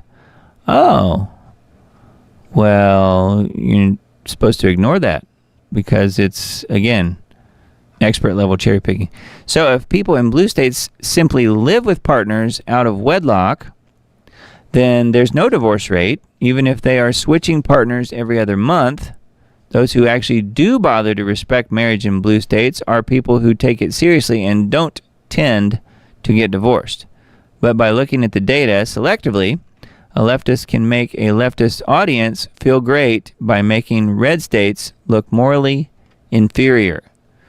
As for crime, well, I wonder what RFK would say these days. Anyway, just thought you might want to know where this guy's coming from. So, yes, but again, that's from 20 years ago almost. And note, he has a voice. He can pretty much talk. I mean, it's a little scratchy, but not like it is now. So, and I've heard him say on some interview a long time ago that I heard him on, talking about he felt like his voice issues was from years. And I've heard him say that. I've not heard him say it recently, but I have heard him say it in the past. And his voice is probably at least 50% better 20 years ago, according to this clip from 2005. So pretty wild. I saw this too and was a little bit, I shouldn't say I was surprised, but I was a little shocked that Netanyahu is this bold. Netanyahu unveils Utopian plan for Gaza 2035. This is what they're putting out now. Israel's three-step plan seeks to rebuild Gaza into a major trade center and integrate it into the Middle Eastern economy. Israel Prime Minister Netanyahu on Friday released a utopian plan for a rebuilt Gaza called Gaza 2035.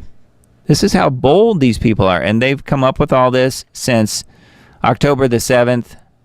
Really? No. It says the Prime Minister's office published a 9-page PowerPoint file, you can download it right here, describing a future where Gaza is de-radicalized from Islamism, transformed into a trade hub of prosperity and innovation, and integrated into the Middle East economy. The Gaza 2035 plan seeks to leverage Gaza's geopolitical role in trade routes between Cairo and Baghdad and Europe and Yemen. It looks like a smart city. Yeah, Emily says, what an evil punk he is. I'm not sure if you mean Netanyahu or if you mean RFK Jr. Either one. Anyway, it says the document lays out 3 steps to return Gaza to self-governance and economic growth. I bet there's no description of the current occupants of this area that's now a smart city or whatever you want to call it. My guess is they look nothing like the existing people who live there. Just a guess. It says the first step would see 12 months of humanitarian aid where Israel would slowly create safe areas in Gaza from north to south. Never mind the fact they're doing the bombing. They can stop it at any moment. Second, a 5 to 10 year reconstruction process supervised by a coalition of Arab states and many people making buku bucks. The plans to move Israeli security responsibility to Israel, while the Arab coalition will create a multilateral body called the Gaza Rehabilitation Authority. How about that name? To oversee the reconstruction efforts and manage the Strip's finances. So you can see what the architecture might look like. The Gaza Rehabilitation Authority. I think we need an Israeli Rehabilitation Authority. Anyway, I just thought it was crazy that they are putting this out there now when it is looking a lot like, seeing this information is looking a lot like they're bombing Gaza for the express purpose of leveling it so they can build this and make untold trillions of dollars. Unbelievable. They just don't care if people know what they're all about. They're uncloaked and they're totally fine with it. New York schools to hold a special graduation for LGBTQ students. Ceremony's speaker last year was a transgender woman, quote unquote, who worked as a sex worker. Isn't that nice? The City College of New York in Manhattan is set to host its third annual Lavender graduation for students who identify as LGBTQIA+ later this month. Yeah. Lavender graduation. And how many students could that possibly be? I guess they're all propagandized, so it's probably half of the school. Just a guess. Lavender graduation is an annual ceremony conducted on numerous campuses to honor lesbian, gay, bisexual, transgender, queer, asexual, intersex, questioning, that's what Q is, I guess, and ally students, and to acknowledge their achievements and contributions to the university. What would their achievements in contributions even be? Through such recognition, LGBTQ+ students may leave the university with a positive last experience of the institution, thereby encouraging them to become involved mentors for current students as well as contributing alumni. So says the event's description page. Wow. And here's a video of the unbelievable nightmare. So anyway, not good, but I just thought you guys would like to know they are making a LGBTQ ABCXYZ plus Satanism plus pedophilia plus what else have we left out? Bestiality. I guess that would be the last thing. They're going to have a special graduation just for those people. Isn't that nice? All right, modernity.news. Speaking of special ceremonies, Biden spends all afternoon awarding medals, almost said mentals, awarding medals to other Democrats. Nothing better to do? Despite the fact that the world is teetering on the edge of global conflict, U.S. college campuses being trashed by radical occupiers, and criminal illegals are still overwhelming the border, Joe Biden spent Friday afternoon awarding other Democrats medals. Biden, who was incapable of saying Presidential Medal of Freedom, awarded one each to Nancy Pelosi, John Kerry, Al Gore, Michael Bloomberg, and Representative Jim Clyburn. It was just a big back-patting session for Democrats. Al Gore and John Kerry were seemingly given medals for losing elections. Yeah, Special Olympics medals, Martina says. That's right. With Biden stating that Gore accepted the outcome of a disputed presidential election for the sake of our unity. Wow. While Pelosi was given a medal for her actions on January 6th, because all those people are in prison, which amounted to locking herself in a room, threatening to punch Donald Trump, and calling it an insurrection. Yeah, well, she was also filming it. She had a film crew there and was making a documentary at the same exact moment January 6th was unfolding. Not sure if you guys knew that. Bloomberg and Clyburn got medals for something or other, but being pivotal in Biden's election campaign was just pure coincidence, and they got medals. They all get participation awards. Isn't that lovely? So they spent all day Friday giving out medals. Exposing the anti-Semitism no-hide laws that criminalize belief in Jesus Christ as the Jewish Messiah punishable by execution. So I think this is where it's headed, don't you guys? This whole House bill, whatever number it was, about the anti-Semitism stuff. Let's see here. Says my last article discussed the new bill that the U.S. House of Representatives passed this week, titled the Anti-Semitism Awareness Act of 2023. Yeah. So that'll be an interesting read. That is on vaccineimpact.com. Zionist Christians get wake-up call. New law defining anti-Semitism means denying the biblical record that Jews condemned Jesus to death. That is what happened. Remember, they said it was totally fine to have his blood on them and their children and their children's children. They said that. But apparently the ADL and others who are worried about, quote, anti-Semitism would like to forget that. How George Soros is using right-wing Republicans to accomplish his purpose in eroding the First Amendment and freedom of speech. People like Texas Governor Abbott. Abbott in 2019 said, "I am signing a law that protects free speech on college campuses in Texas." That was in 2019. And then this year, update free speech policies to address the sharp rise in anti-Semitic speech and acts on university campuses and establish appropriate punishments, including expulsion from the institution. So it only took him 5 years to get there. The government is tracking you through your vehicle as you drive if you have a newer vehicle connected to the internet. American Christian churches have become synagogues of Satan. Yep, they have. Most of them. So that is on vaccineimpact.com. There's some good articles on there. Have a look at that. And then GeoWatch for this week. Playing God with the atmosphere. Should we tweak the atmosphere? That's the question. From New Scientist magazine, from Technology Times, study raises concerns about solar geoengineering's unpredictability, which is a gross understatement.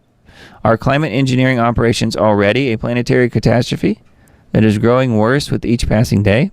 Is this saga of the human race entering the final chapter? A boom-bust cycle that may take the entire web of life down with us? Latest installment of Global Alert News is below. It's right here. And this week, I think it's the same across all platforms. I don't think we did any edits this week, so it's the same on Spotify, it's the same on YouTube, it's the same on BitChute and Rumble. So feel free to have a look at that. geoengineeringwatch.org. Good stuff. Here is the scheduled weather for this week. Looks dramatically different than last week, where it was, you might remember, it was above normal everywhere. This week, well, starting May 11th through the 15th, is the next temperature probability. It's not really a probability, it's a for certainty because it's the scheduled weather. 6 to 10 day temperature outlook starting May 11th. It's going to look a lot like that. So if you live in the Northwest, you're going to be nice and toasty warm. If you live in the Southeast or in the Midwest or in the East, you're going to be cold because they're kicking in the chemical ice nucleation processes. Usually what happens is they will engineer, the jet stream from out west here, and if they can, they will chemical ice nucleate as it comes across from west to east. If they can't do it that way, then they get moisture from the Gulf of Mexico down here. And when it goes north and east, they cool it down, which is, my guess is that's probably what's happening here, without looking further into it. But that's usually what happens. That's typically what they chemically ice nucleate, is the moisture coming up from the Gulf of Mexico. That's why it's this whole area, the eastern half of the U.S., chemically ice nucleated to keep us cool, not because they love us, not because they like us, but it helps keep people asleep and say, hey, there's no global warming, there's no global meltdown. Doesn't exist because look how cool we are. Never mind the fact that it's imploding the entire system. All right, so that is the NOAA Maps scheduled weather for this week. And I wanted to mention this. This is my good friend L.A. Marzulli.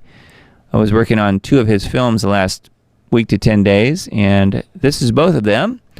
Episodes 9 and 10 of UFO Disclosure. What is the truth? Is the UFO phenomena extraterrestrial or extra-dimensional?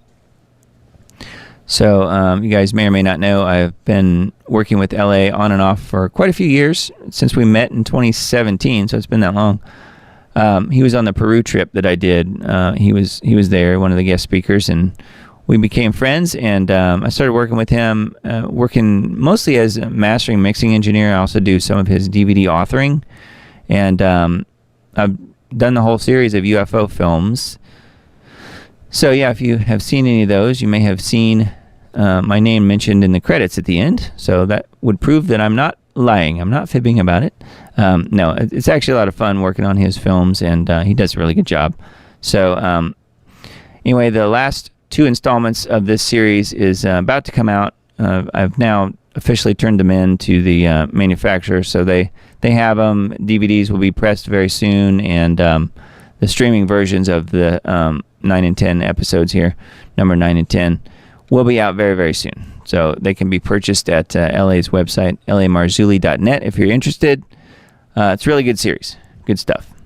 So, yeah, really interesting biblical-based information on what exactly are UFOs and this whole UAP phenomena, and the glowing orbs and the gray aliens and so forth. So he does a really good job, and Tim Alberino's in several of the films as well, and they do an amazing job, I think. Anyway, that is on lamarzulli.net, and again, we'll link to that in the Substack post. I mentioned End Times Berean earlier tonight, along with this video about the 2 witnesses. It's probably enough on that. I saw this one and thought it was another ridiculous nonsense type of thing from Biden. Biden mourns LGBTQI plus in Holocaust message. Okay. It says U.S. President Biden proclaimed May 5th to May 12th the days of remembrance for the victims of the Holocaust. And then it says, we also mourn the Roma, the Sinti, the Slavs, people with disabilities, and then he also throws in LGBTQI plus people, radical, or I should say racial minorities, and political dissidents who were killed or endured abuse by the Nazis and their collaborators, as well as those who risked or lost their lives to protect others. The U.S. president added. I should say the fake U.S. president added. Yeah, so he's thrown in the LGBTQ crowd into the people who also should be mourned with the people who died in the Holocaust. All of the LGBTQ people who were killed or endured abuse by the Nazis and their collaborators. I don't think there were any LGBTQI plus people during the Holocaust. Do you? Very strange. Anyway, that's what happens when you have a president who can't rub 2 brain cells together. All right. Well, that was the end of the articles that I have pulled up, and I think we watched all the videos except for the one on Zelensky, which we might watch. So let's see here. I mean, check and see if I'm missing any of the comments you guys left. Lots of chatting going on, which that's good. Some folks saying thank you for the work. You're welcome. Yep. Yeah, okay. I think I've seen most of these comments. So we'll leave that as is. And so if you guys want to support what I'm doing, I certainly would appreciate it. You don't have to, but if you want to, it is there. Should you choose, the 2 links that would be critical in doing such support work for me would be in the diamonddisc.substack.com link up there in the black box, as is the other one right below it, shop.thediamond.report. That's the page you're looking at right there. We've got stickers and mugs and t-shirts and hoodies and hats and different ways you can support the show and support what I'm doing. Certainly appreciate it. Obviously, this show's taking quite a bit of my time, which I love doing, and I'm here for you guys, and this is why I'm doing it, is to get the truth out as much as possible, and to link what's going on in the headlines and the stuff that we're seeing unfold in front of our very eyes. with the end times, and just really, in my mind at least, solidifying and proving beyond any shadow of a doubt that we are in the end times. So that is it's what we're going for here with this particular show. So anyways, if you want to support what I'm doing, you can go grab something at the store, and if not that, then you can certainly subscribe on Substack. This is what it looks like, diamonddisc.substack.com. And be sure to put your email address in there and subscribe for free. And this is the page here, and note that it has all of my social media links. I added the Spotify link and the Apple Podcast link as well. The audio version of this show is on, at least for now, on Spotify and Apple Podcasts. That happens automatically as soon as I post the audio version of the show up on Substack. So it's tied in so that it's grabbed right away from those other two sites, so Apple Podcasts and Spotify. So you can find the shows on there as well. So thank you guys for signing up, and if you're interested in supporting the broadcast, you can also do that through Substack. I've got a few people who have contributed that way, and I certainly very much appreciate that, and it really means the world to me that you guys are supporting with what I am, with what I'm doing, with the info I'm putting out there. Martino is asking, do you do audio work for Skywatch or Michael Rood or other ministries? No, neither one of those two. No, not for them. Although I do appreciate what the information that both of them are putting out. But no, I don't do any work for either Skywatch or Michael Rood. I'm trying to think if there's anyone else here that I haven't mentioned. Well, you guys know I've mentioned many other people already. Anthony Patch, of course, and Lost Arts Radio, and Dane Wigington. Been working with him for a long time.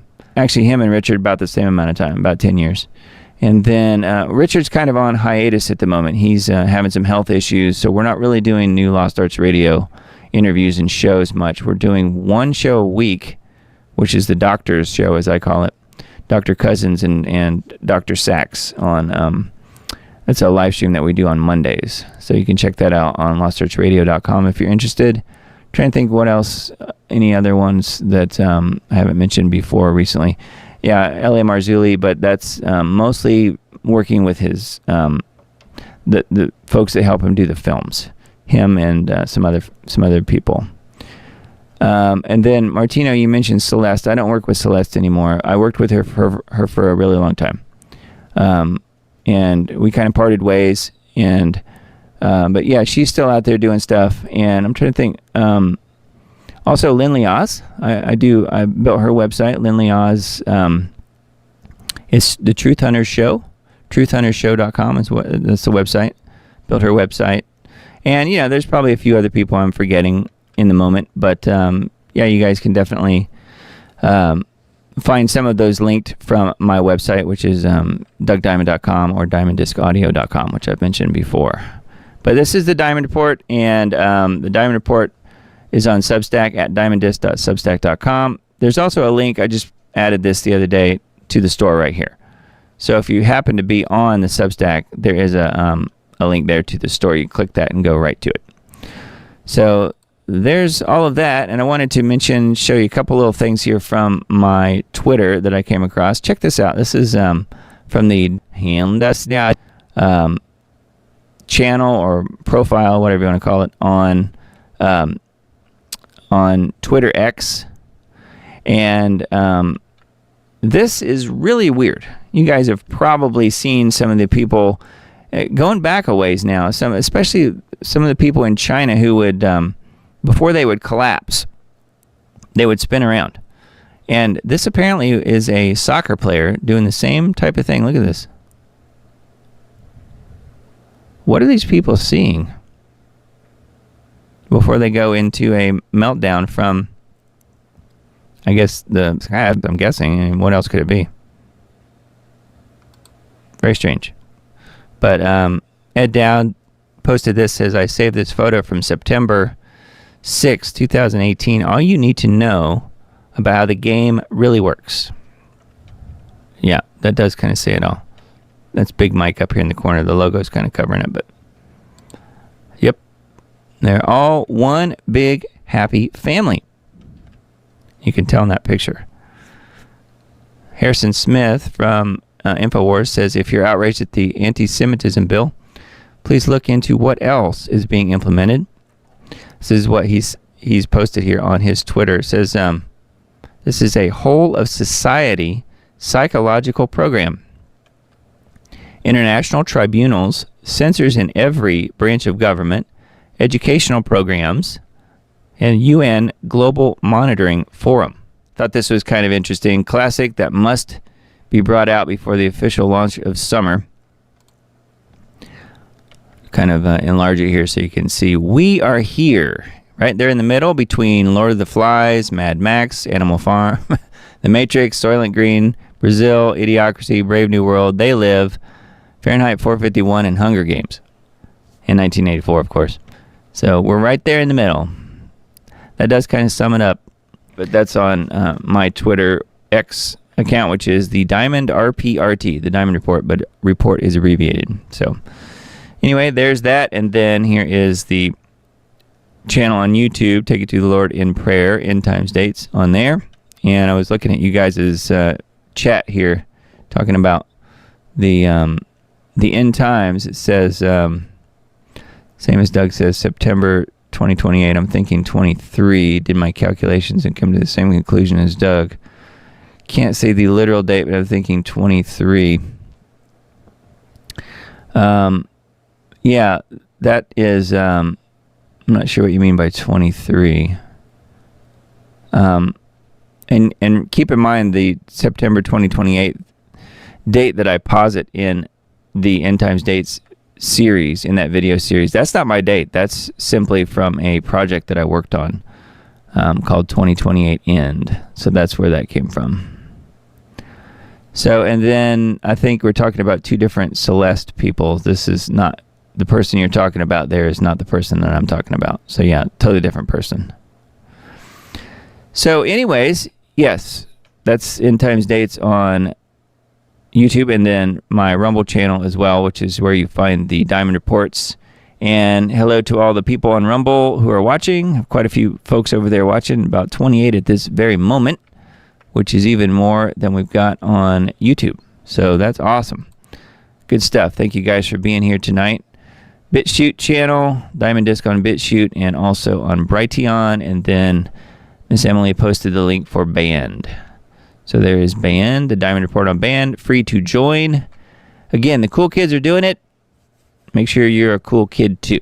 So that is that's where we have a little spot to share information and to stay in touch with each other that is separate and away from not only this show, but also I would say any censorship. Band is a really good platform. It's not a platform that I developed. I noticed there were some people asking that question. Nope, I'm not a programmer in that sense. I do build websites and develop websites and stuff, but that's a little bit above my pay grade, as they say. That, you know, developing a social media system is not something that I'm interested in whatsoever. But I am interested in a social media platform that doesn't censor, and Band is one of those. There's one of the few probably. But yeah, they do good work, and we've been using them for other clients that I work with as well. And yeah, it's no issues at all with Band, and they don't censor anybody. So as far as I know, we've never had that issue. So come join us on the Diamond Report on Band, and you can find a link to that in the description box on pretty much any of the videos I put out, as well as all these other links to these other platforms, the other places that I am. You'll find this show. So like YouTube and Rumble and so forth. So anyway, yeah, there's the link again. She's posted it on the chat. It's also in the Rumble chat. It's band.us/@ the Diamond Report. So hopefully that's easy enough. And yeah, you're welcome to join the group. And I would imagine that we will try and do this again about the same time or so next week. So we'll see how things work out. I haven't changed the time or the day on the show at this point. I think at this moment, I'm probably going to leave it as is at 10 p.m. Central Time for the moment. We may do some earlier ones here and there. but I'm kind of waiting for the school year, my kid to get out of school and stuff, and wait for that to kind of conclude, and then we'll look at maybe different day and time or earlier time on the same day or whatever. So yes, we will tackle that when we get to it. In the meantime, let's just leave it at 10 o'clock on Sunday nights, 10 o'clock Central Time at the moment. And we'll just kind of, it's one of those things it's kind of hard to nail down for me, but right now this time is working out okay. So hopefully it is for you guys as well. Hope you guys have a really blessed week coming up, and know that I will be back on here if something comes up, something huge. We are looking for some huge things happening at some point this year. Who knows exactly when? Putting dates out there is not the smartest thing to do. However, I've really felt compelled to have to do that, at least to some degree, date ranges of things. And one of the next up and coming things I'm looking at, not guaranteeing anything, is the date of May 18th, which would be 40 days post eclipse on April the 8th, 40 days later. Just like Nineveh was warned, just like so many things happen over a 40-day period. Will something happen? Will something transpire on May 18th? Happens to be a Saturday, happens to be the beginning of Pentecost, apparently. 18 is also 666. I don't know. I mean, I'm hoping nothing happens, but we just don't know. That's the next thing that I'm kind of looking at. Pentecost, I think, is starting on that weekend, May 18th. So that's kind of the next date that I'm looking at, and hopefully, again, nothing will happen and things will just continue on. But I don't know. You just never know from moment to moment. I do believe we're in the end times. I think that we are, in fact, in the final 7 years as well. As I've said many, many times, I think that started in September of 2021, and we will see the revealing of the Antichrist very soon, in my opinion. So, again, love to be wrong, but so far, I think things are definitely working out to reveal themselves in such a way that it does look to be, 2028 does seem to be a significant year coming up. Obviously, you've got all this Agenda 2030 stuff. I don't think that they're able to implement all that stuff before Jesus comes back. So praise the Lord. Let's stick with it as long as we can, and hold tight to the Lord Jesus Christ in our lives, and just know that I'm around if you guys want anyone to pray with. Certainly pray for me and pray for this show, and continue to hold us up in prayer, and I will also be praying for you guys. So love you guys. Hope you guys have a wonderful and blessed week, and hope it is a good week from the standpoint of world events, I would say, but also just in your personal lives. I hope that you guys have a really great week, and hope to see you guys again next weekend. We'll do it again same day next weekend. It'll be Sunday the 12th. Sunday the 12th at 10 p.m. Central is when we'll start, and we'll see you guys then. Take care, you guys. Love you. Talk to you soon.